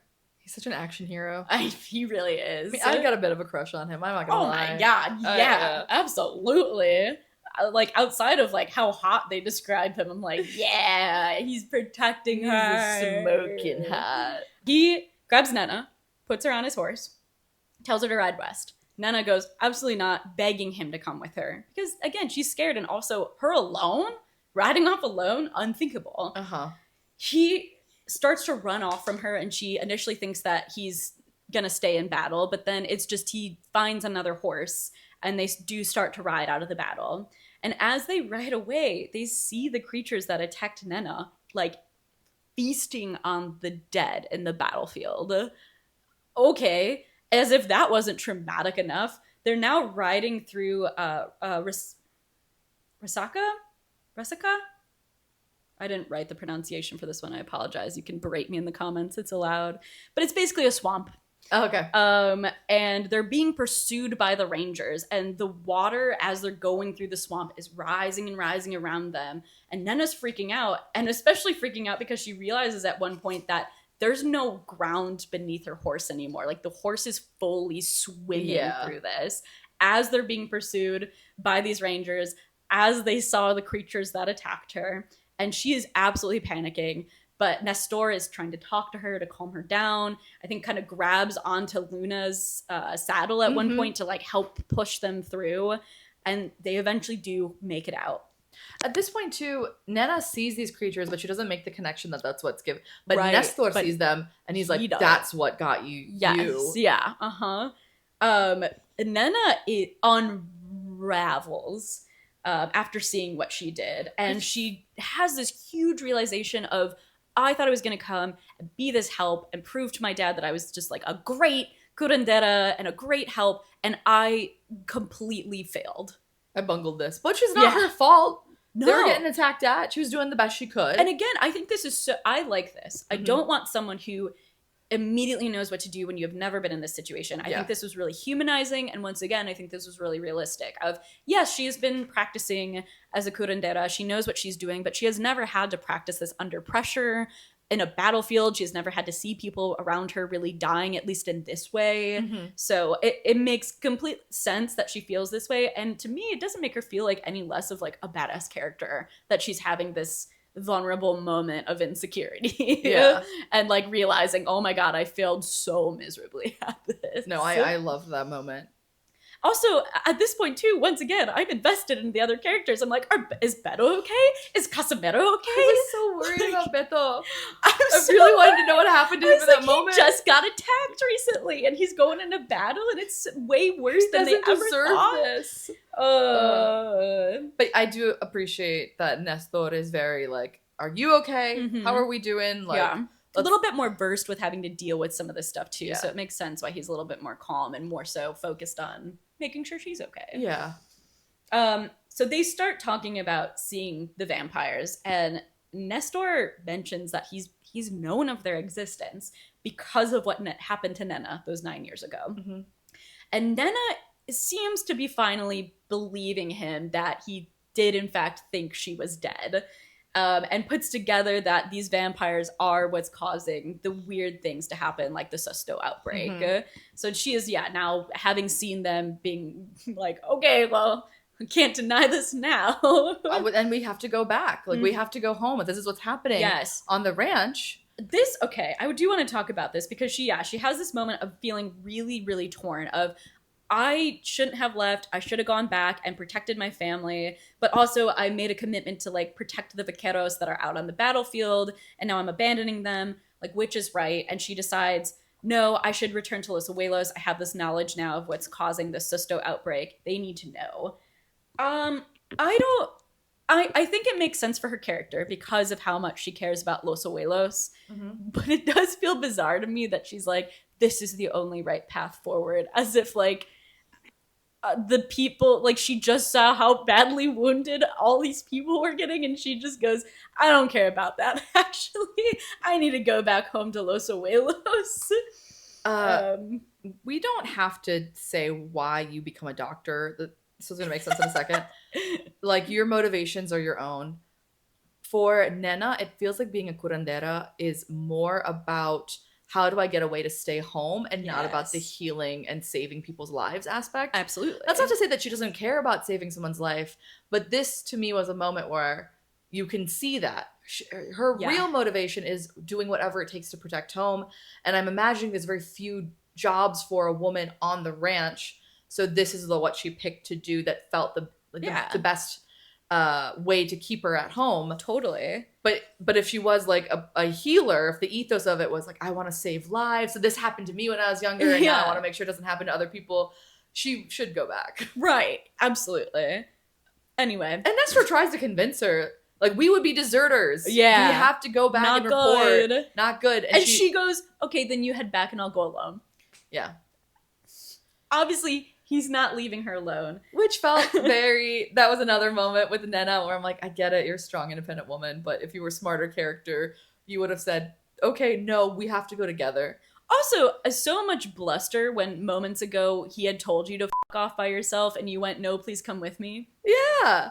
Or if we knew in her head, she's like, he's not going to leave me alone, so I'm going to pretend like I'm going and he'll come with me. Yeah. He's not that kind of person if I remember what he's like. Right. But I think in this, she truly decides, well, without him, I'll still go. Girlie, there's vampires out there. Girlie. There's vampires. There's also still Yankees out there's there. Yankees. Come on, baby. Would you rather Mary Kim? No, would you rather, you're walking down a dark alley, would you rather it be a vampire at the end of it or a white man? This feels like the bear, the man situation. I think I would rather have a vampire, honestly. Like, yeah, you just take my blood and then you probably leave me alone. Right, you get a cool scar, and maybe I have some salt in my pocket. Or also just like, okay, yeah, I might not die from this. Or like the worst that happens is I die from this. A vampire is probably not going to call me a slur. Anyways. They're off on their own. Yeah, so they see a storm is approaching, like it's starting to get very dark and cloudy. And Nestor mentions how he had been sort of scouting the area as they came in, which I think was smart of him. And he had noticed that there are some abandoned jacales, which are just like huts, basically. So they're going to head over there. But while they're heading over there, they don't notice that they're being followed by someone. There's someone lurking in the like the taller grasses and stuff, and they don't notice. They make it to the abandoned hut, and they start getting a fire going. Throughout the ride, they've been going back and forth between like fighting with each other and kind of like getting comfortable with one another. And they're in the middle of a fight when a Yankee sneaks up behind Nestor. This scene is so good. Brutal scene. Nena can tell that something's off about the Yankee. Nestor's trying to talk to him, but the Yankee is not reacting to anything that he's saying. And it almost seems like his eyes are glazed over. Something's not right. Yeah. Something is very off about this. It's like almost a trance. And then he takes a step forward and Nestor shoots him through the heart. He doesn't die. Something starts to break free from the man's body. I loved this scene.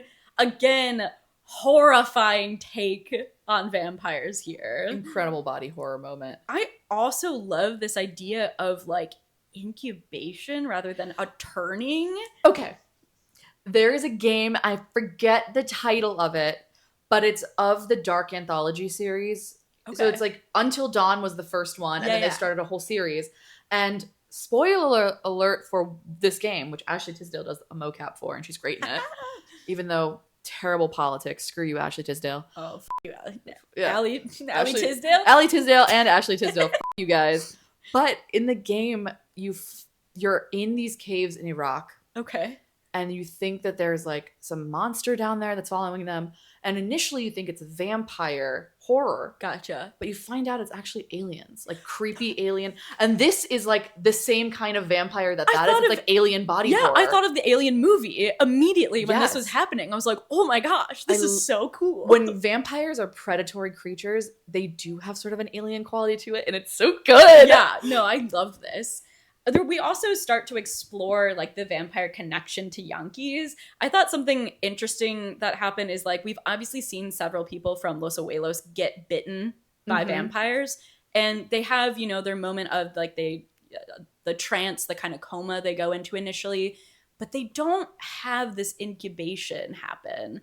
And I love that it kind of only happens seemingly with the Yankee characters. We only really see it this one time, so I guess we can't completely confirm, but like that's my speculation at the very least. It's never explained in the book, but my headcanon is that Americans are so brutal and capitalistic that they're willing to expend some of their own to create more of these. Yeah. And that's just what this was, like an escaped incubator. Right. Who I also, again, like Nena has made parallels to El Cuco several times in relation to the Yankees, and now seeing that truly, like, El Cuco came from a Yankee. Like, I think that was a really nice, like, subtle parallel that had been drawn on as well. And I want to ask you about this one thing too. So Ask away. once again, I kind of was looking into like what people's feelings were about the vampires in this novel. And there was a lot of like conversation about tying vampires to colonialism and imperialism. And I think that allegory makes sense, but there did seem to be a little bit of a discourse of some people feeling like it was kind of heavy-handed in this book. And I don't know. I kind of feel like it makes sense. Like, vampires prey on people to survive. Usually it's like the poor peasant population. They have this like generational wealth because they have been, you know, alive for hundreds and hundreds of years. They're usually like the, you know, aristocracy. Yeah. And so like, I don't know, similarly to how they've been like stealing cattle and like killing landowners and things like that. I don't know. I felt like I didn't think it was too heavy-handed, but I could see how people would feel that way. I don't think so either. I feel like we had talked about, there's like two categories of vampires I enjoy. We have the sexy vampires, Yeah. and then we have sort of the beastie vampires. And the sexy vampires are usually a great commentary on class, sexuality, and like I said, like colonialism. Whereas I feel like the beasties say a lot more about like the internal like world, like, because I'm trying to think about Midnight Mass, right? Like that beastie is kind of an allegory for religion, if you will. Yeah. And in this case, I don't think the colonialization, I don't think it's the vampires in this one that are the colonizers. Right. I think the vampires are more closely related to our protagonists. Yeah, totally. And the treatment of them is sort of a reflection of Nena and Nestor. I'm sorry, I'm trying to put those thoughts together now. So it's a little jumbled, but just the way in which it's almost as if seeing how the vampires are treated is a glimpse at how their community is going to be treated by these Anglos. Yeah. And we have a moment at the end where there's like kind of a connection between Nena and these vampires. Yeah. And they're not one and the same per se, but yeah, it is that sort of commentary of white Americans using and abusing the community and the resources around them for their own. I don't think it was heavy-handed. I think it was so either. Also, if it was, fine. Yeah. And what? Yeah. And what? I don't think it hit you over the head with it, because I can see people reading this just going, "Oh, this is a great vampire story." Yeah. And there are so many thematic undertones of colonization I agree. used through those vampires. Yeah. And romance and love. Yeah. But no, I agree. I didn't feel like there are certain books that I read and I go, oh, this feels really. We reread The Girl Beneath the Sea, and it felt very ham-fisted, the like feminism in there sometimes of like, we're not girls fighting, you're the sea god's bride too, and it's like that felt heavy-handed. It would be heavy-handed if Nena looked at the camera and went, "You and me, vampire, we are of the same cloth. We are both people who are being trapped and attacked by the white man." Yeah. That doesn't happen. It's just like you had said, in her actions, there's a moment where she has to choose between, if she was walking in a dark alley, would she rather a vampire or a white man? And I think that is enough to show us what the story is trying to say. Exactly. So they battle against this vampire. We find out bullets don't work against a vampire. They don't do anything, really. What if it was Spanish silver, though? I think silver's werewolves, right? Not vampires. I mean, lore's different all around, I guess. I guess that's fair. But Nena remembers Abuela's story about El Cuco and how in order to kill El Cuco, you have to sever the head. So she is starting to put this together. Nestor stabs it in the neck, but gets thrown down and hurt in the process. But it gives Nena the opening to run over to the machete that they have on the table and grab that. And then she kills the vampire. Bloody. Yeah. Brutal scene, Brutal like I scene. said. And again, I think in this scene we get a better picture of what its face looks like. Yes. So it is just stretched skin over empty sockets. Yeah. All sharp teeth, slit nose. Not really a nose again, yeah, just slits in the face. So They cool. keep calling the head like shrunken too, which is so like not funny, but kind of funny to me. Just like, a little bitty that head. little head. I also just imagine it because it's gray. These vampires are gray. Just this, big skeletal guy, no wings, and then small little head. Yeah, absolutely. I love them. I love the vampires in this novel. I don't want one. No.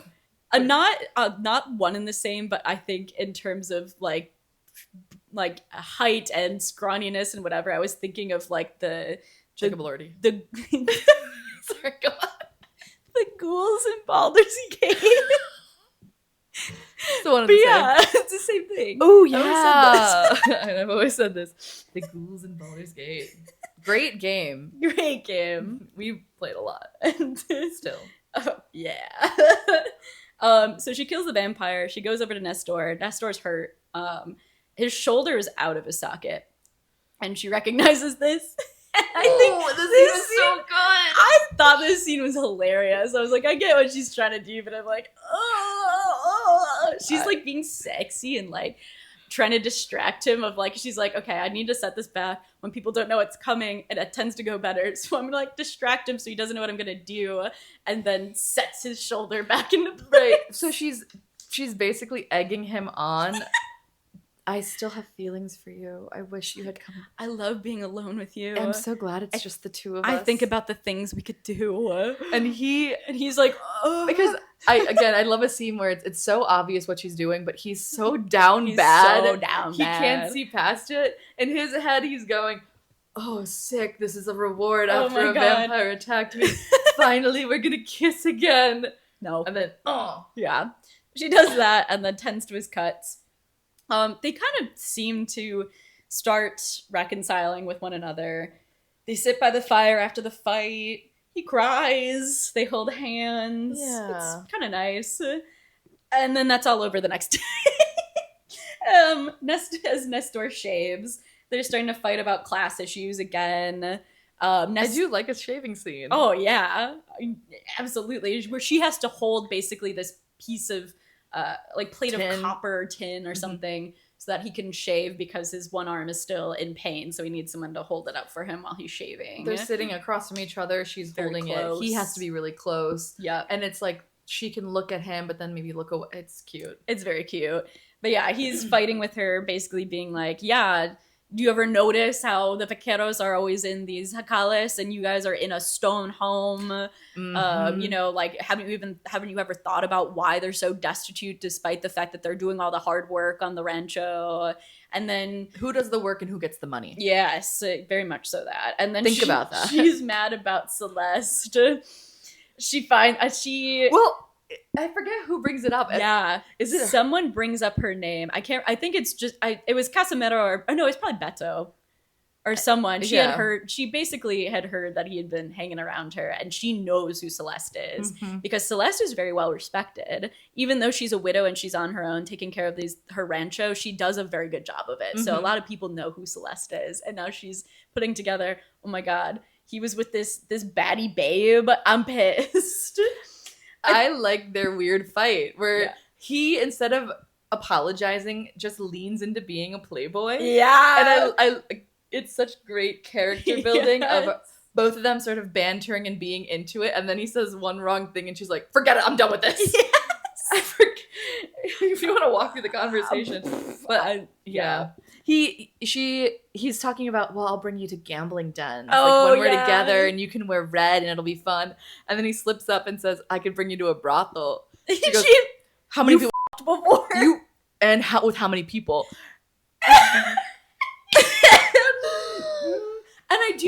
Okay, and this is another place where I'm like, okay, your anger is so warranted because she's like, you got to be free during all this time and be with people who you wanted to be with. And meanwhile, I've been stuck in the same place, just fighting over and over again for like not to be married off and sent away somewhere else. And you were my only friend. Yeah, and I don't want to be with any of these other people, and it would be inappropriate for me, the daughter of a rancho, and also a woman, to be, you know, diddling around with other dudes. But it's fine for you, I guess, and I'm mad about that. Well, because he says, oh, I've been with 18 women. Because in his head, he's going, well, I can't lie to her forever. She's going to catch me one day. Yeah. So I might as well just be honest. And I think he's like, I already dug my hole. I'm not going to dig it deeper by lying to her and then it coming out later that I lied to her. And after that, she's like, I'm done with this conversation. Let's not talk anymore. But then they kiss. What? Then they kiss. What do they kiss? So she tries to, no. They're like bickering, and then I think she leans in to kiss him, and he kind of gives in for a minute, and then he goes, no, we can't do this. Because it was a passionate, you're right, they have like a really passionate romantic kiss. There's a lot of back and forth in this. What spurred her on to do this? I think it might have been a little bit of like the jealousy of, you know, I think it was just also just rising tensions, and we're finally alone, and let's just whatever. It's like a heat of the moment kind of thing. But he pulls back, and I believe it's because he's like, I don't want you to kiss me to get revenge on like your dad or like do something out of spite. Yeah, he's like, I don't want to be a consequence or something for you. And she can't bring herself to say that despite the consequences, she does want Nestor. And then somehow she comes to the conclusion that he rejected her.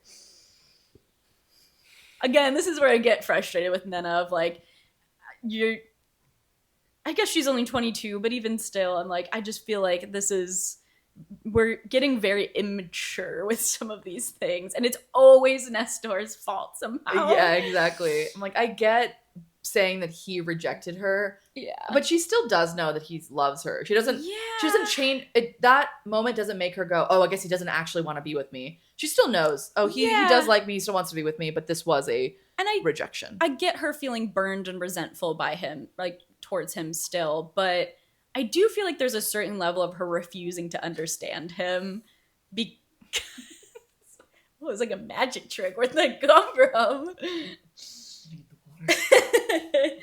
But yeah, I don't know.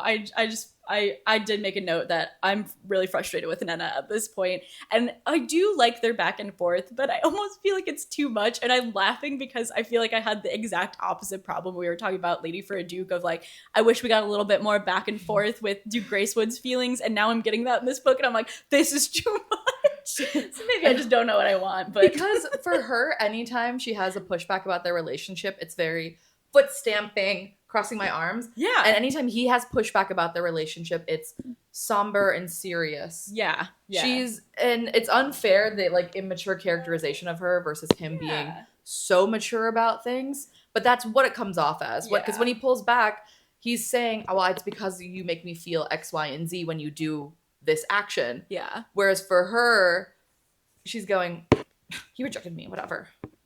Right. And maybe it does come down to the fact that, once again, he's had time to be free and kind of be more worldly and explore where she hasn't. And maybe that's why there's this disconnect. But I do feel like it's just supposed to be like, well, Nena's fiery and he likes that. Because there is like a portion of this book at some point that like almost explicitly says that of like, you wouldn't want someone who wasn't fiery or something like that. It's like, you can be fiery but still be like, I don't know, still have it make sense, where in this instance I don't feel like it makes a whole lot of sense. Or I can appreciate a character if we could see Nena in different contexts and go, normally she is very rational and level-headed and calm even when she's arguing with somebody, but it's different with Nestor. Yeah. And therefore, that's why she's acting petulant and childish. And it's something he knows, too. He's like, I know you only act this way with me. Right. I like that about you. Sure. But we don't really see that. It's just, again, that sort of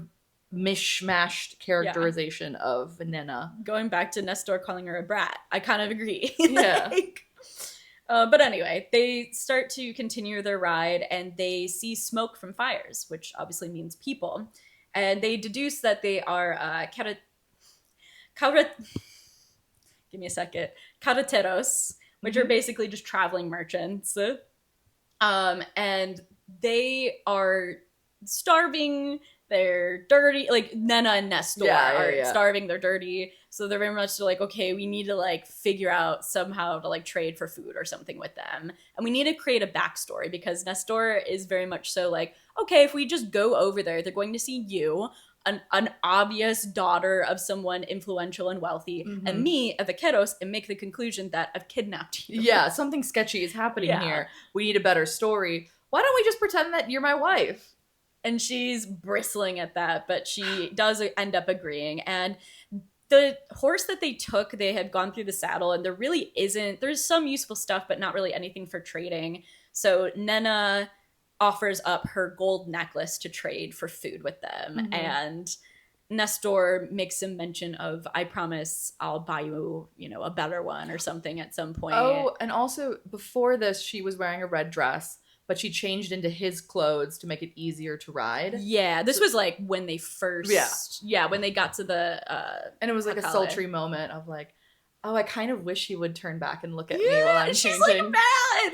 She's like, he hasn't even tried to look at me. He didn't leer at me once. He was such a gentleman. What the hell? But so they're selling this red dress and the gold necklace, which is, it's called something. It's like a religious icon. Yes. But so she makes a joke of like, wow, a red dress and a gold necklace. How are you going to afford all this? And he's triggered. Yeah. He goes, you don't think I have money? Once again, she is kind of bringing class into the mix and is just not thinking about it. Or like she thinks she's being cheeky and teasing and whatever. And he's going, okay, you're calling me poor right now?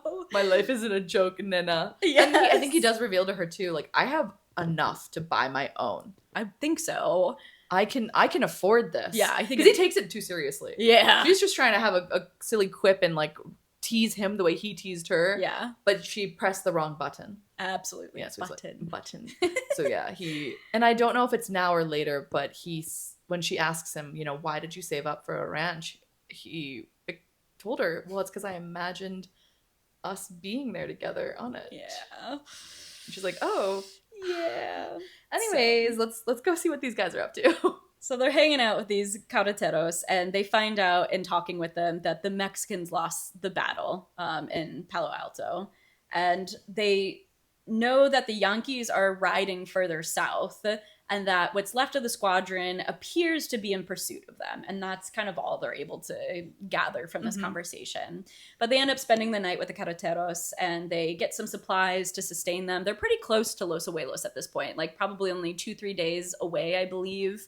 Because they've been riding really hard. Basically, their schedule has been get up at dawn, ride until it gets too hot, rest for a bit, and then ride as soon as the heat abates a bit. So they've been riding most of the time that they've been together. So they spend the night there. They get the supplies to sustain them. And then one of the carreteros gives them salt.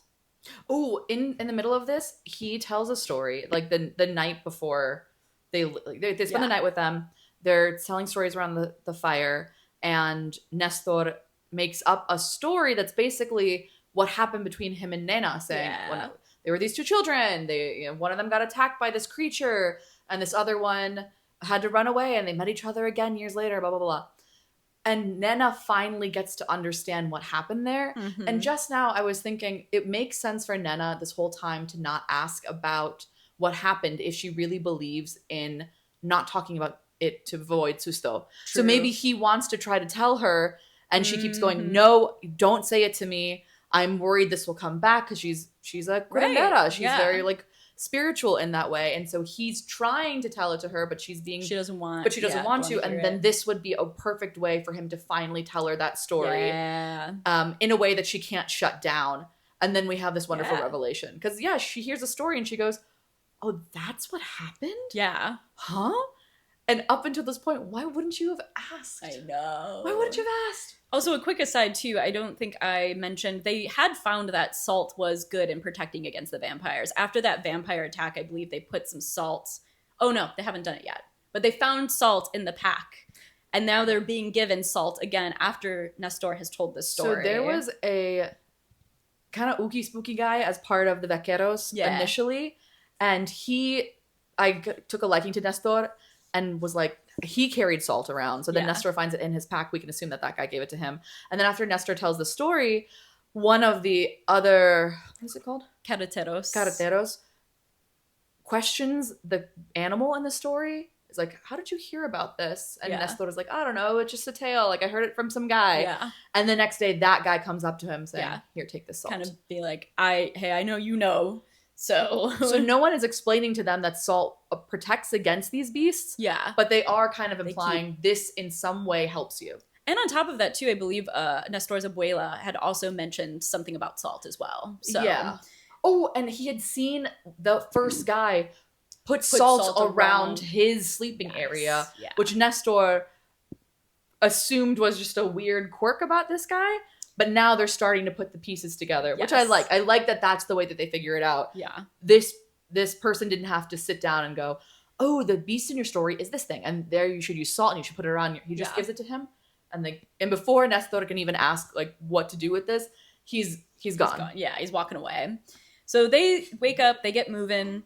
They have another tensiony moment where Nestor teaches Nena how to shoot, and then they see Yankees approaching, and they hear horrible screaming. The description of the screaming was so good. So good. So scary. So scary. They're really nervous because they can see that there are more Yankees than they could fight. Mm-hmm. So, and they're separated from their horses right now because Nestor was teaching her how to shoot. So they're hidden by like the undergrowth that they're in. And they see the Rangers moving along the river in a barge, basically.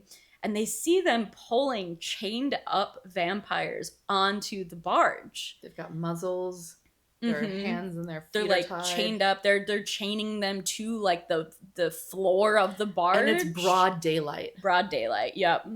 And the vampires take notice of Nena and Nestor.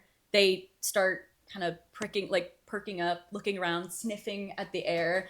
And Nena goes, I know they don't have eyes, but I can tell that they're looking at us. Mm-hmm. So this is all happening. And she gets like a prickly feeling in her scar. Yeah. So they are able to make their escape, luckily. They use this moment, run out from the underbrush, get on the horses, ride away. There's no confrontation.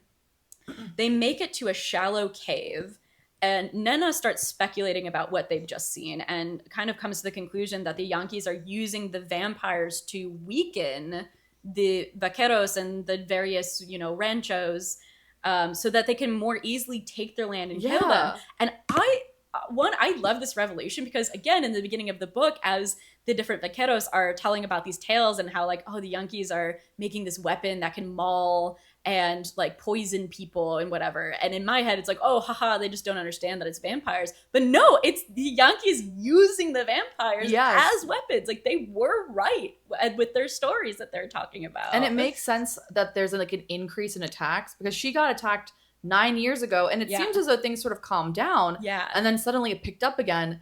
She's right in the assumption that, they're setting them loose on people's ranches just to cull it down and make it easier for us to take them out. Yep. I love that because she's also paying attention this whole time. She's the one that kind of notices when vampires are around. Yep. I like that she's the one that comes to this. Yeah, totally. Clever girl. But somehow this conversation turns into Nestor confessing his love for Nena, and then they yeah. Which, okay. I didn't love that transition, but... And also, he's, like, very romantic about it the whole time. She's being a bit practical in the back of her head.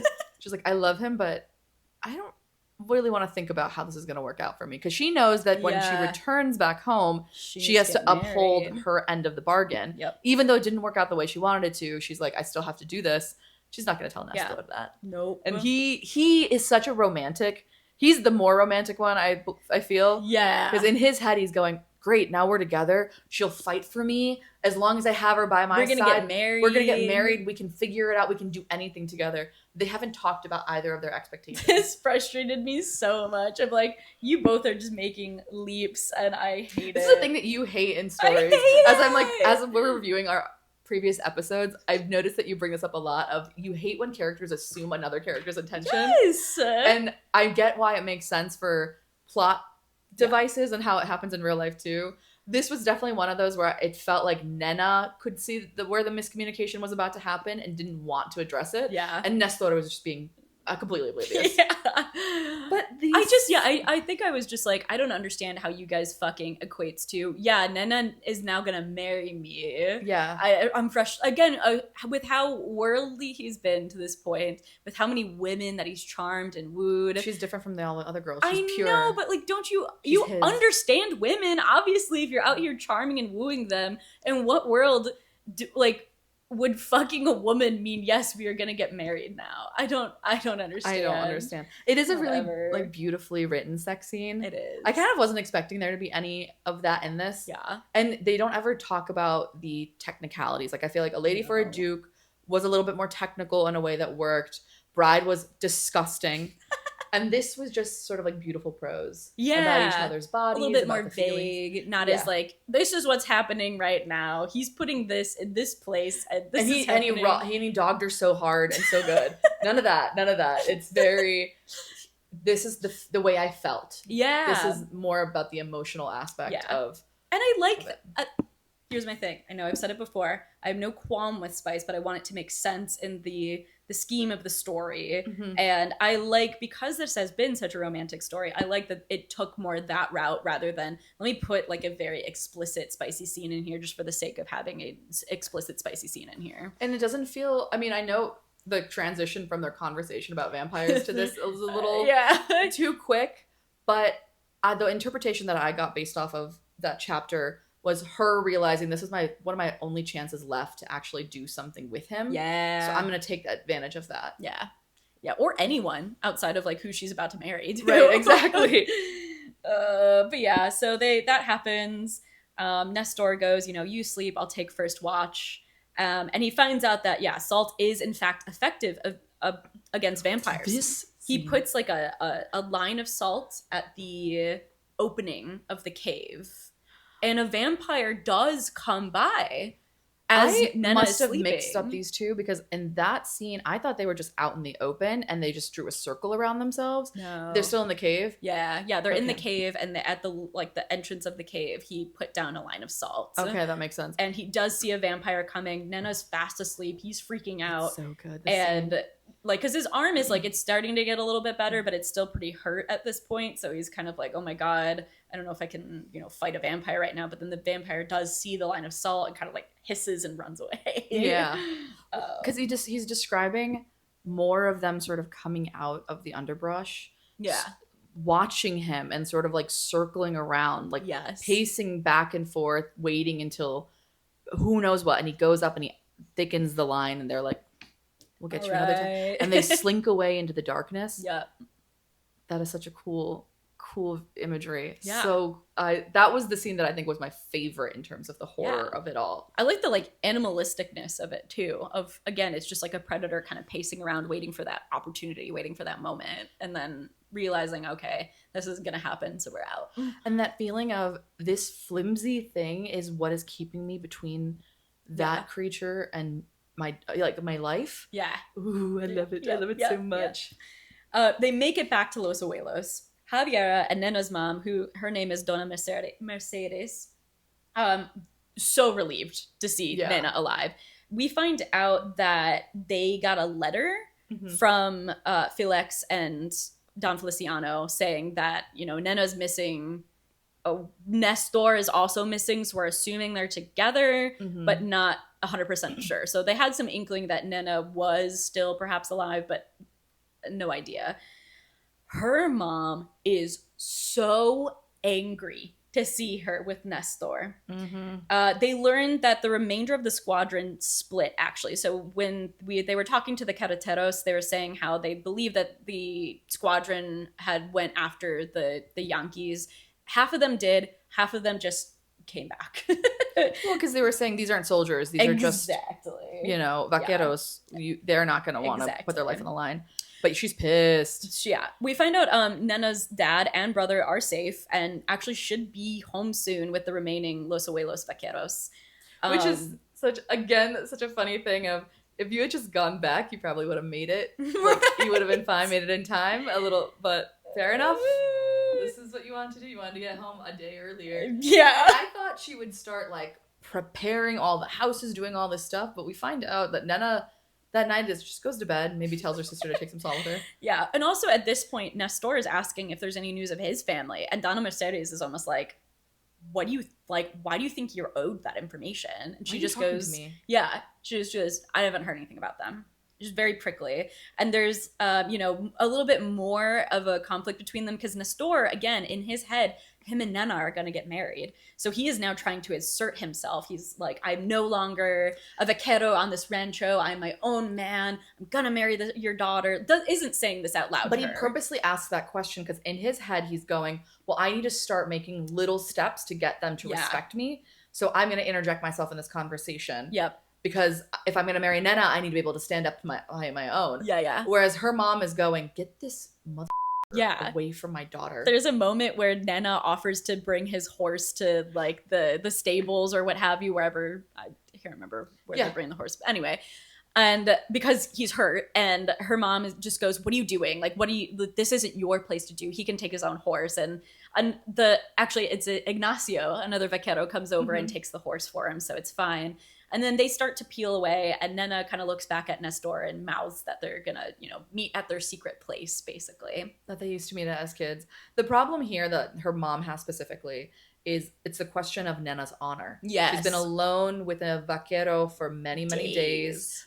Who knows what happened between the two of them. And if this gets out, she's no longer, like, no one's going to want to marry her. Her mom is even more emboldened to get her married before word of this situation gets out there. Yes. People hear about it. Yeah. And Nena keeps trying to convince her mom, no, this was just an honorable thing. Yeah, I would have died out there alone. Yeah, which she has a point. If she had gone by herself, she would have died. Definitely. But her mom doesn't care about that. No. Her mom is solely concerned about her getting her married. Absolutely.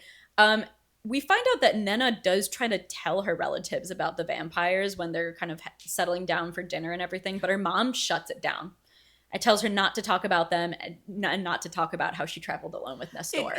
It's not that Nena is saying like weird stories about what's happening out here. It's the implication that her and Nestor were alone together that makes her mom stop telling these stories. Yes. Which I'm like, that's funny in a sad way. Yeah. Of like, you don't actually, it's not because you don't want to hear about these ghosts? These ghosts These ghosts and ghoulies. These ghouls? It's because you don't want to hear about your daughter and her boyfriend. Yeah. Nena is starting to grapple with her reality here. She really wants to be with Nestor, but she also wants to save her rancho. And marrying someone of influence is the easiest way and best way for her to kind of do this. Now that she knows that the situation is worse than what she imagined before, where when it was just the Yankees, she thought, okay, well, being a curandera is better for our place. But now that she knows that the vampires are here, she's thinking, well, actually, I need a stronger... Yeah, and that the Yankees are using the vampires to their advantage, specifically, too. So she doesn't want to get married, but she now is on board with, well, if I did get married, it would be a smarter decision. Yes. Meanwhile, Nestor is convinced they're going to get married and is like preparing himself to fight against her parents, telling his abuela, like, we're going to get married. He's kicking his feet, twirling his hair. Abuela, we're going to get married. Okay, whatever you say, I guess. Like, clearly knows, this probably isn't going to happen. Rest of the squadron returns home. We find out that, along with Nena's family, Beto and Casimiro, also okay. They're still alive. Beto and Nena talk for a bit, and he reveals that the vampires have been following them back to Los Abuelos. Because he can feel it too. Because he's bitten as well. Yeah. So which I love that physical connection, like this weird metaphysiology of what if you're bit by a vampire, you have now a connection to them. Yes. So yeah, he's feeling it in his body. Yeah. Even though he doesn't have memories still of what that was. Yeah. He knows too. Yeah. But he did see the vampires like on the battlefield too. So he is now, is able to put like 2 and 2 together as well of like, that's likely what attacked me. I like that Beto is like her ally. Ally! Nena's reunion with her father and brother is very quickly soured by her mother playing up how she returned. She is really embellishing the story of like she came with barely any clothes on her body. She was disgusting. You should have seen how Nestor was acting with her too, how he was touching her and acting so familiar with her. This family situation is so reminiscent of some of my friends' families from high school.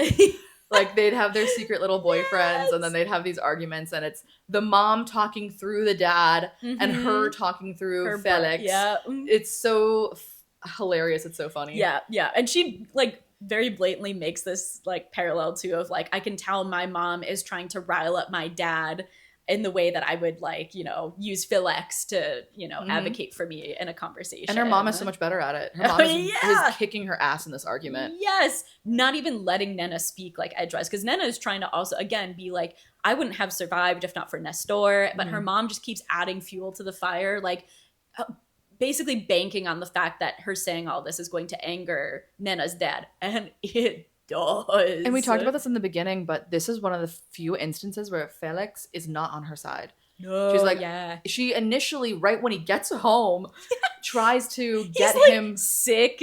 His arm's like broken or something. He's tired. He looks pathetic.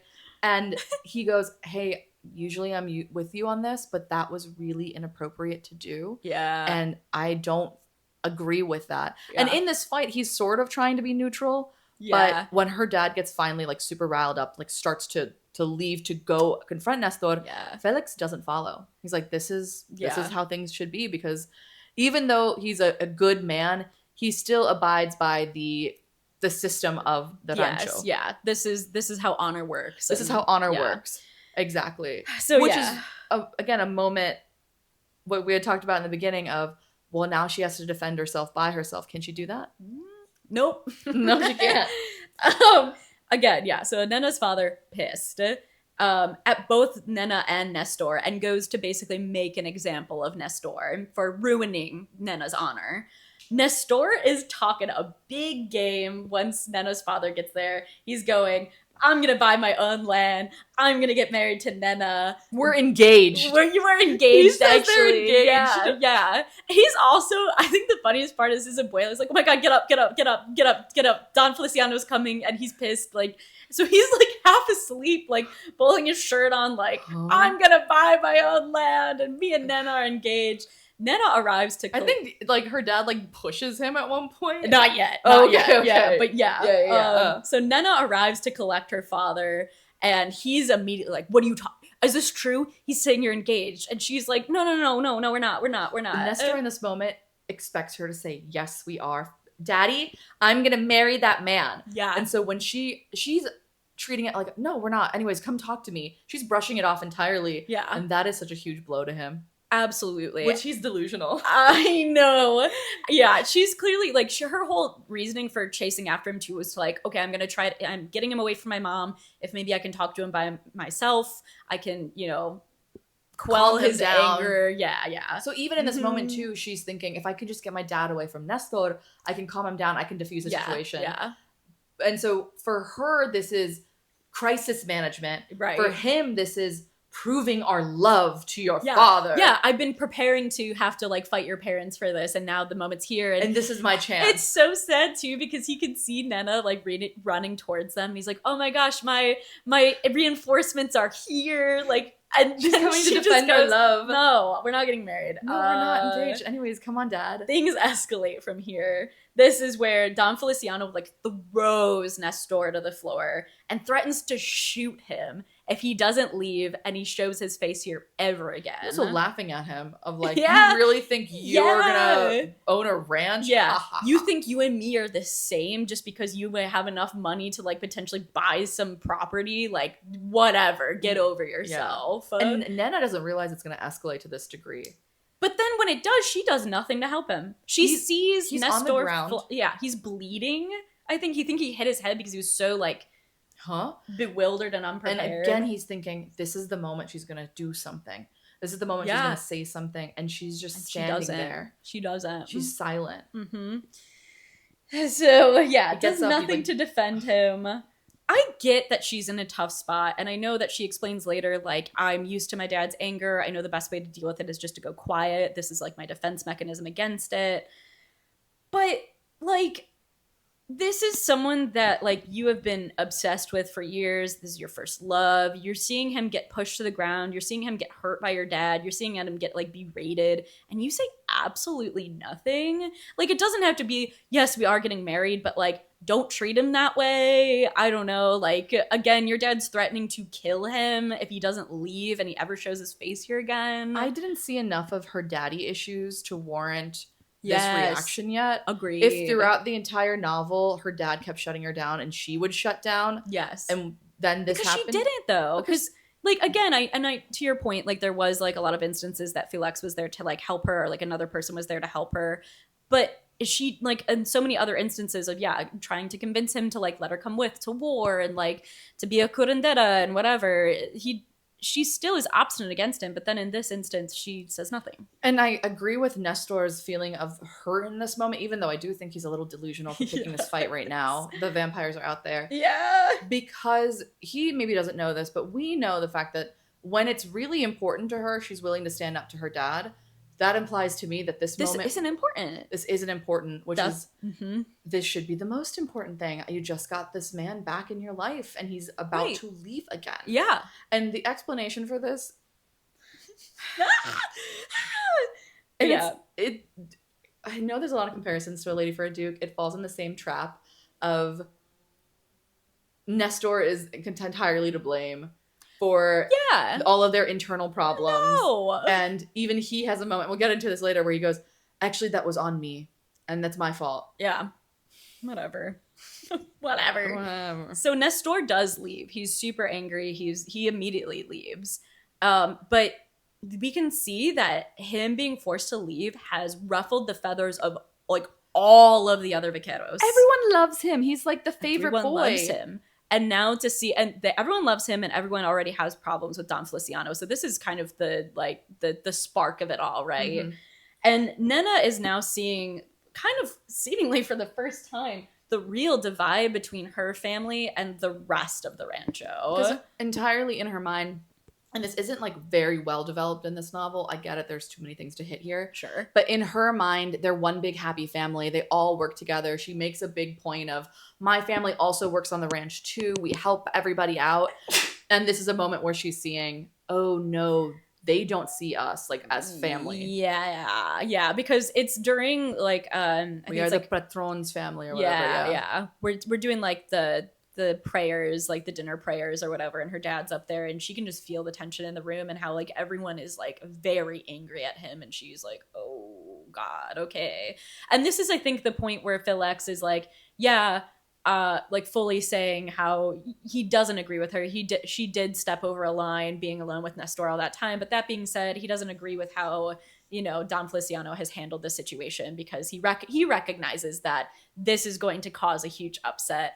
And so he's like, I'm going to try to like smooth things over between dad and, you know, the Duarte's family, so that all of the vaquero, like, and convince him that if Nestor does want to come back, he can. Yeah. But that's all I'm doing. I'm not advocating for you and you're like to say that how you guys being alone together is right.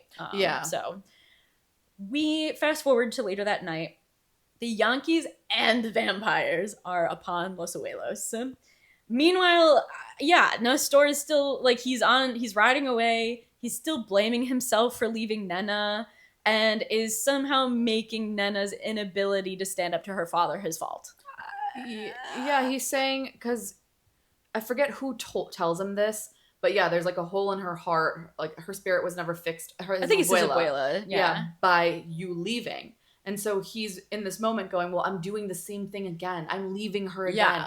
Which is not the same situation at all. He's been kicked out. He's not leaving. He's literally given, like, he's been threatened death if he comes back, if he doesn't leave. Right. He's like, oh, if I hadn't left, I could have been there to teach her how to speak, like give her the confidence to stick up for herself to her father.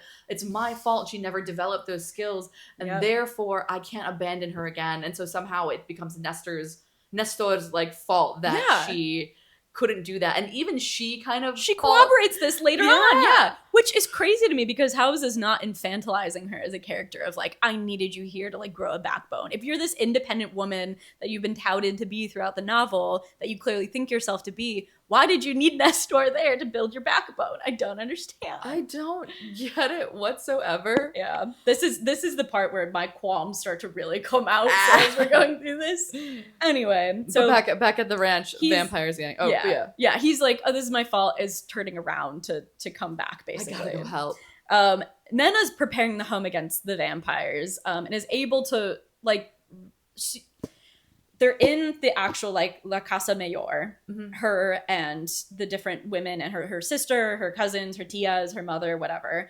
A vampire is starting to come up towards the house. She is starting to go around. She's giving people salt. She's arming people with kitchen knives, kind of preparing them. And she sees a vampire is coming up. Because the kitchen door is open. Yes.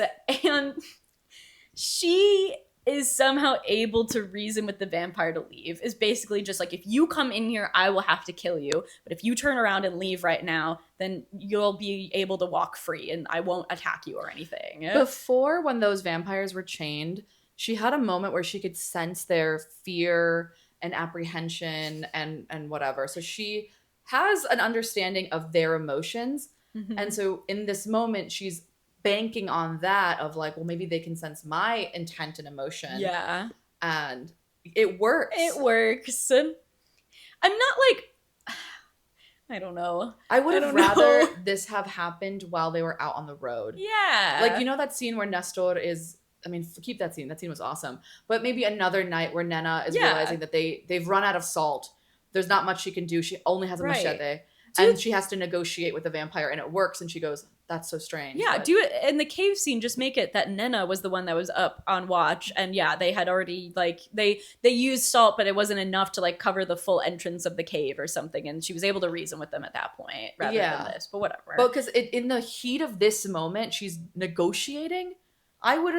I think that was like the reasoning though. She's like, I was so desperate and it felt my anger and my desperation that I just wanted it to leave, and that's why it worked, is kind of what I gathered. Yeah. But I don't know. I don't know how you would do this better, I guess, but I also didn't really like love that. And again, it kind of I have no problem with them being able to kind of have this like special sense for them, or like we can kind of like communicate-ish, but it just felt so almost like overpowered or something to some extent for me, that she was able to like go ahead and do this. Like I almost felt like it because we find out that those who have been bitten by vampires can communicate with them through this scene. Like that's what Nena deduces. I almost wish it was less like you had to be bit and like only the people who are bitten who can communicate, and more so like they're animals and they understand, almost like, you know, a bear's coming at you. If you just do bigger bear, it scares them off. I was about to say it should have leaned more into that sort of predator nature.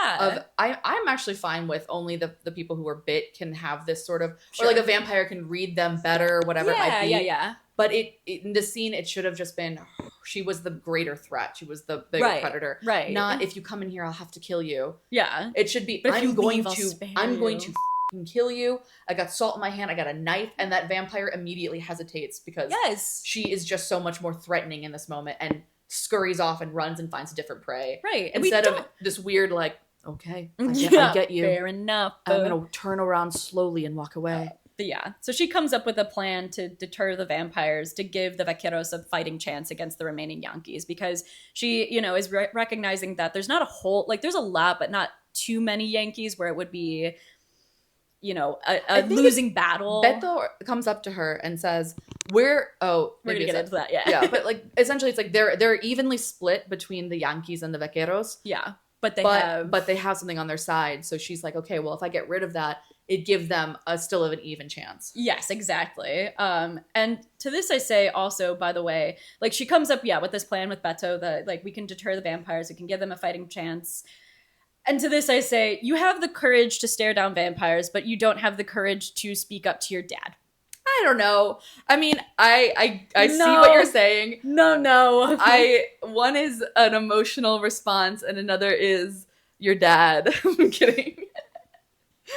But if it was fleshed out better, why she couldn't have that convo with him. Yeah. That would have made more sense of But like just saying, like, there's so many instances of her being courageous, right? Of like, again, with the vampire that came when it was just her and Nestor gets hurt. She ends up being the one to cut the head off. And like, she's rallying all of this, like with the vampires. And it's like, there's so many instances of her being courageous, but then Yes. she can't be courageous with her own dad. I don't understand. And this should have, maybe not in this exact moment, but after this fight, she should have had that realization of, how can I take down vampires, but I can't even have this conversation with my dad? Right, yeah. Not to jump ahead, but like, they have sort of a happily ever after bow tyingness where we never see her ever confront her father. No, never. It's sort of just like, it all worked out in the end. And it would have been a good like tie in if at the very end she does confront her dad. Yeah. She's like, I can do all of this and accomplish all of this. I can stand up to you. Yeah. Yeah. No. Anyway, Nena runs out. She's seeing everyone fighting. She sees that Nestor has come back and he is out there fighting as well. She's Beto, I believe, is the one that tells her that there's vampires basically at the perimeter. So she is able to see that there are those vampires there. And there's like a single ranger over there kind of pacing back and forth, seemingly being the one to unchain the vampires and set them out as the fighting continues. Yeah. Because these vampires are still chained up. They're waiting. Yes. So she's going up. I believe she gets the first vampire. She gets a decent one. She sets the first vampire. There's 6 of them there. She sets the first one free. She has a moment where she goes, it's okay. Yeah. It's very horse girl, but vampire. I was going to say Jurassic Park of like, easy girl. Oh my God. I'll put that clip in. But that's her where she's looking into its eye sockets. Yeah. She's trying to calm it down. Yeah. And it does, in fact, leave her alone and just runs off. And somehow she's sure the rest will as well. Whatever. Mm-hmm. She's setting them all free. She's on the last vampire. Oh, before all of this, she gets into a scuffle with the ranger because she notices he has keys that is setting them free. Mm-hmm. So she is like got into a fight with them. She believes that she has at least knocked him out, if not killed him. Yeah. She's been able to overcome him with the element of surprise because he didn't realize that she was coming up. She's getting all these vampires free. She's on to the last one. She doesn't notice that the ranger she shot has gotten up and now has a knife that she had dropped in the shuffle somewhere. But the vampire that she is starting to unlock recognizes this.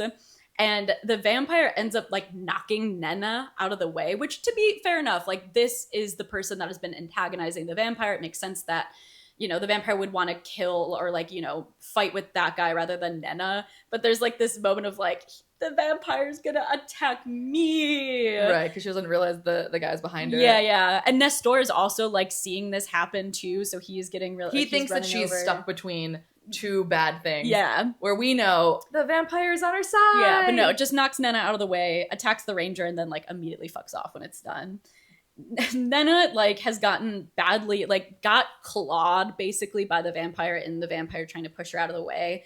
She's got a faint pulse, but Nestor is freaking out, basically reliving his worst nightmare of okay, she wasn't dead before, but she might be now.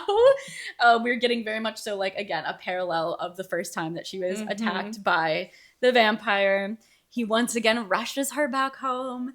And he has always throughout the story has said, I have never entered La Casa Mayor. Mm-hmm. Even when I brought Nena back, I was out on the patio. I would not go into the house itself. It's not my place. He's gone in this time. This is the one thing that I was okay, that's kind of heavy-handed, but whatever. And I'm not that mad about it. I belong here. He does it for the first time, and his abuela instructs him to start calling her back. She's like, you need to be the one to do this, because she's never recovered from you leaving her. And it works. Of course it does. Because it's all Nestor's fault. I know that we have to have kind of a really intense ending. And it makes sense in a romance novel of your love is the thing that brings her back. I was still reeling from the fun vampireness of it all. I know! I know it's corny. I really loved the scene where she's unlocking the vampires and really connecting with them. And they're protecting her. It's not like they're going to be friends forever, but it's a cool relationship. We have an understanding. And then we jump to this and I'm I don't... Yeah. We discover Nestor abandoning her is in fact what made her so afraid of being imperfect. She basically is if I wasn't enough, I was always afraid that someone was gonna leave me. What? I'm so scared that I was gonna be abandoned again. That doesn't... But now she's cured of that, I guess. That doesn't make sense. It also implies, and this isn't fair, that if Nestor stayed all of her problems would have been solved. Yeah. I don't think that's kind to put on a person who thought you were No. dead. Again, yeah. And again, there's no sympathy. There's no, yes, Nestor abandoning me made me afraid of other people abandoning me, but I understand now why he did that. It's just, no, Nestor abandoned me and it impacted me for the rest of my life, but now he's staying with me and he banished this away, so now I'm okay. It's also, too, we don't get a lot of how, after he realizes Nena's alive, his whole qualm with her is gone. Yeah. Any residual trauma that comes from that is cured and gone because she's actually alive. Whereas for her, Yeah. and I guess it makes sense, I too would kind of be okay getting, like, ignoring my issues as long as my friend was back. But a lot of this has to do with how Nena feels and how it's all Nestor's fault, and I feel bad for the guy a little bit. Sorry, I'm laughing because my next point is just Nena proposes with a question mark. Because she is in fact the one that just goes, Nestor, let's be engaged. And I get that it's like, well, you're the one that kept being like, we can't. And now you're finally like, no, I want to, and I'm gonna fight for this. But like, how f***ing cheesy. What the heck? And she finally tells her dad off here, and I think this is supposed to be like the one of like, he's like, no, and she's like, yes, I'm marrying him, and you can't stop me. She does have a confrontation with her dad. It's pretty brief though. Yeah. Like, and then we get the epilogue. The Yankees are still pushing further and further south. The government is still not really helping the population as much as they should be, but hey, like, they're still standing. Nena and Nestor end up getting married. Nena's parents were not there. Did not come to the wedding. I do appreciate that at first they were not supportive. Yeah. It's realistic. They're still kind of not, but it seems to be that they're slowly accepting them because they did eventually send them like a wedding gift. Yeah, and like I think at the end they're preparing to go see go to Los Ojuelos to go. I think so, yeah. They have their own land, where of course Nestor is not going to be like other landlords and is treating people fairly and paying them fairly because he's a good guy. Actually, I don't have as much of a problem with this because he has lived that experience. Mm-hmm. Whereas again, I'm not to continue to bring it back for a lady for a duke, but it's like Duke Gracewood had no connection to the common people, whereas like no, he is the common people. So he knows how to run a fair ranch. And I like trust that he will actually do it fairly because like that has like been one of his biggest gripes the entire time, right?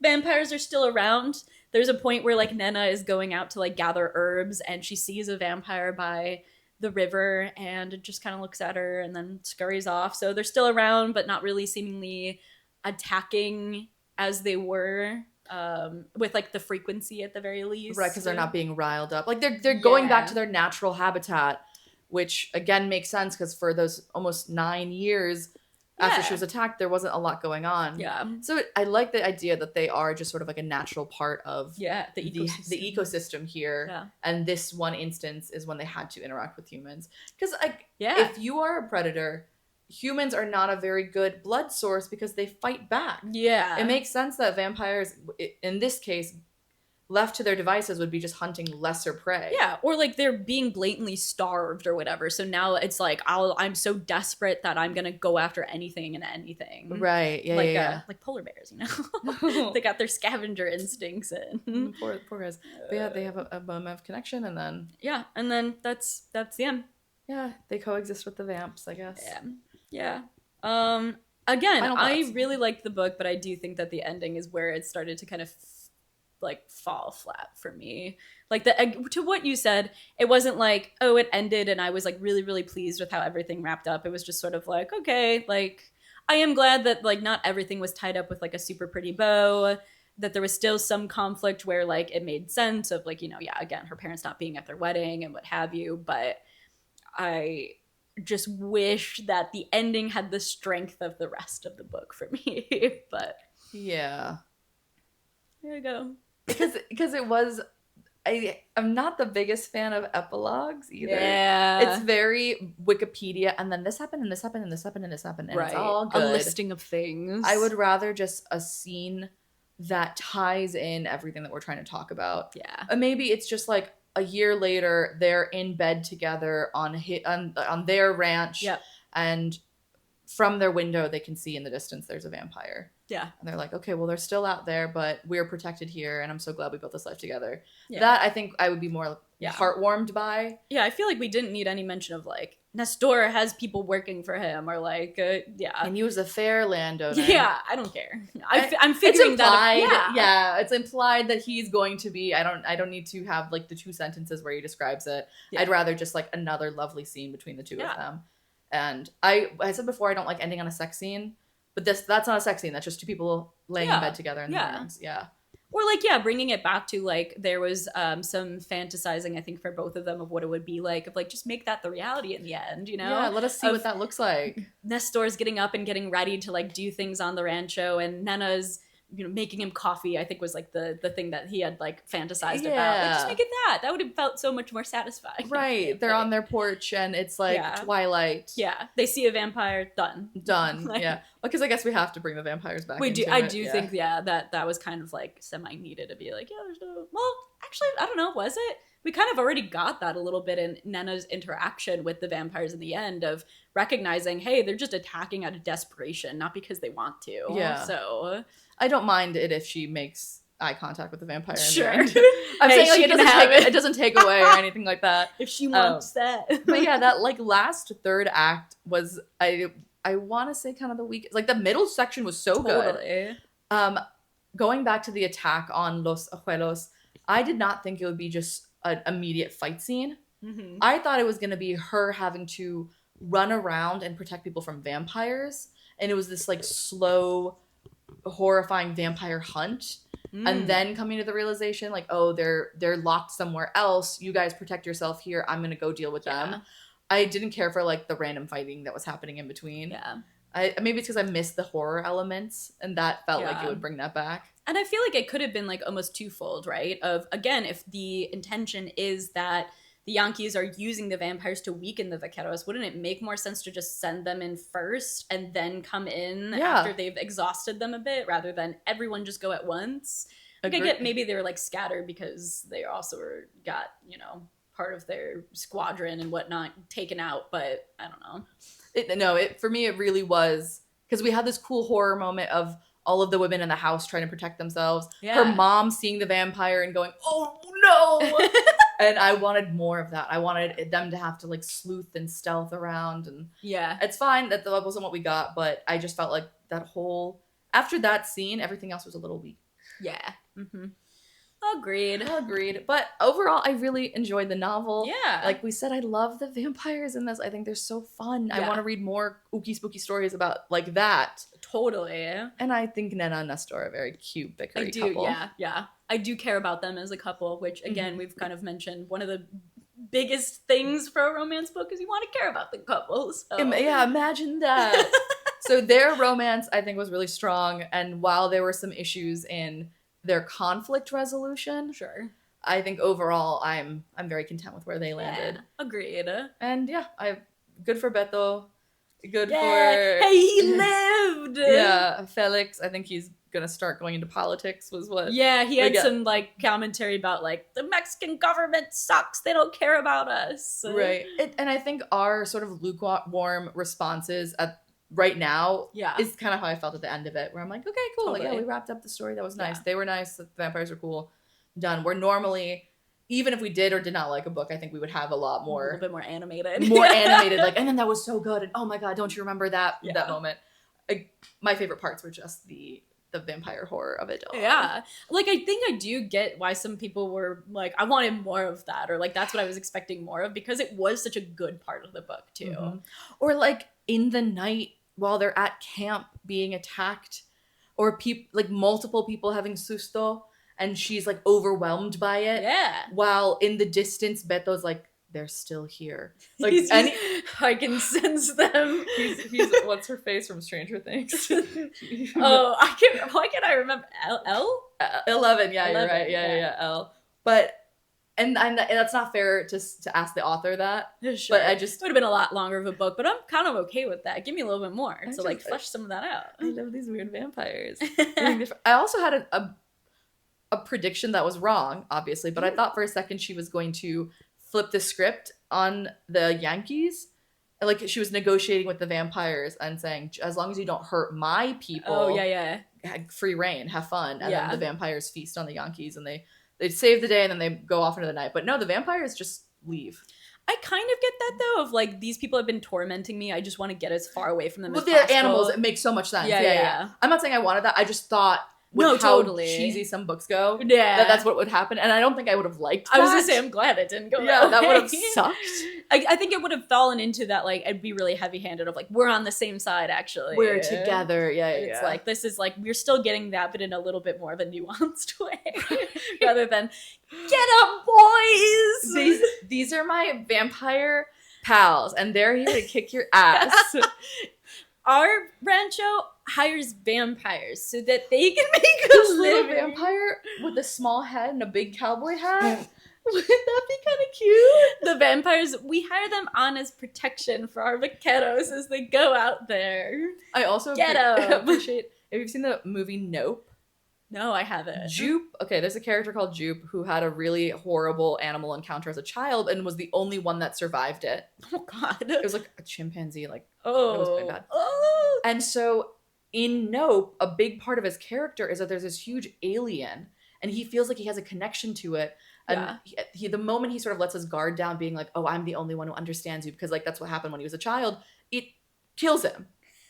And Right. I thought that was some like when she first started yeah. having that communication with vampires, I was gonna go, no, don't make her be the vampire spokesman. Don't make her have like a connection with them in the sense of they're my whatever. That is still a predator. That is still an enemy. Yeah. And she treats it like that. Where like when they slink off, she's like, great, just go away. Cool. Yeah. I kind of almost would have liked it though if like when she was setting all the vampires free, the last one did actually attack her rather than like, oh, I'm trying to like not so much protect her, I don't think, but I get the sense that it was protecting her, Yeah. which is a little cheesy. But if it is just Yeah. I'm going for the guy that I hate, great. I wish it was like, I wish that Yankee was just dead. Mm-hmm. He didn't come back. And that Nana is like, well, 5 out of 6, they all left. So this one will be the same, lowering her guard. And then that one is, whatever. It was starved a little bit starving. longer. So it decides to try to go for her. And Nestor has to come in and And then we can still see that it's like, again, going into like these, it's not so much that we are allies with one another, it's just that they are an animal and they like will act out of desperation. Because in that scene too, she's talking about how she's getting more and more exhausted from cutting the ropes. Right. And so if we were talking about initially where that one vampire backed off because it could sense that she was the greater threat, yeah, in this scenario, these 5 ones could tell that she was the greater threat. By the time she gets to the 6th one, right. she's weak, she's tired, she's huffing and puffing, and it's sensing, okay, this is going to be an easy target. Yeah. And we can even have her start to realize that, like as she's cutting it, she's going, oh no, I can sense that it's going to go for me. Yeah. Maybe stops and then it's strong enough to break whatever's remaining. Right. That would have been really cool of like, this is still an animal. This is still a threat. Yeah. Whatever. That's okay. But otherwise, I mean, it was a great novel. I would highly recommend. Yeah. I like talking about ways that we can improve it, but it's not to say that like the way that it was done was like completely disappointing or anything. For a 2.5 and below book, when I say I wish it had done this, that I'm being sincere. Like, hey, go back and change it.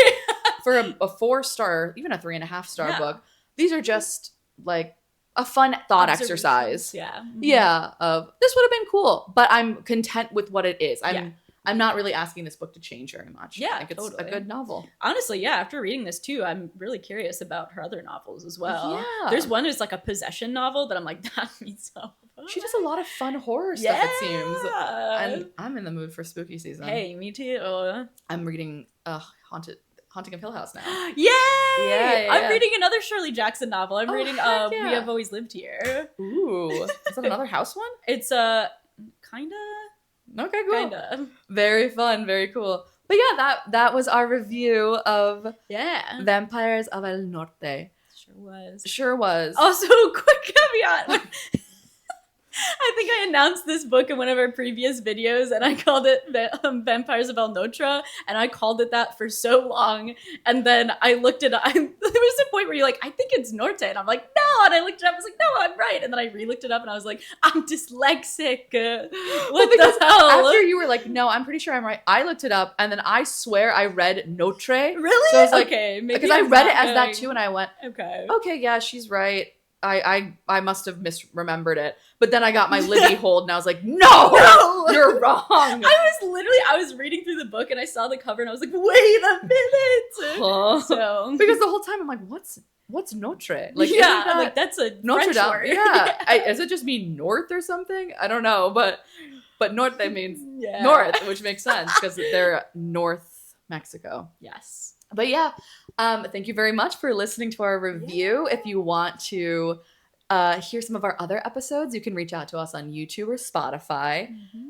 Also, if you are interested in being part of our book club, it's free to join. You just have to be a Patreon member, but you don't have to put any money down. It gives you access to our Discord.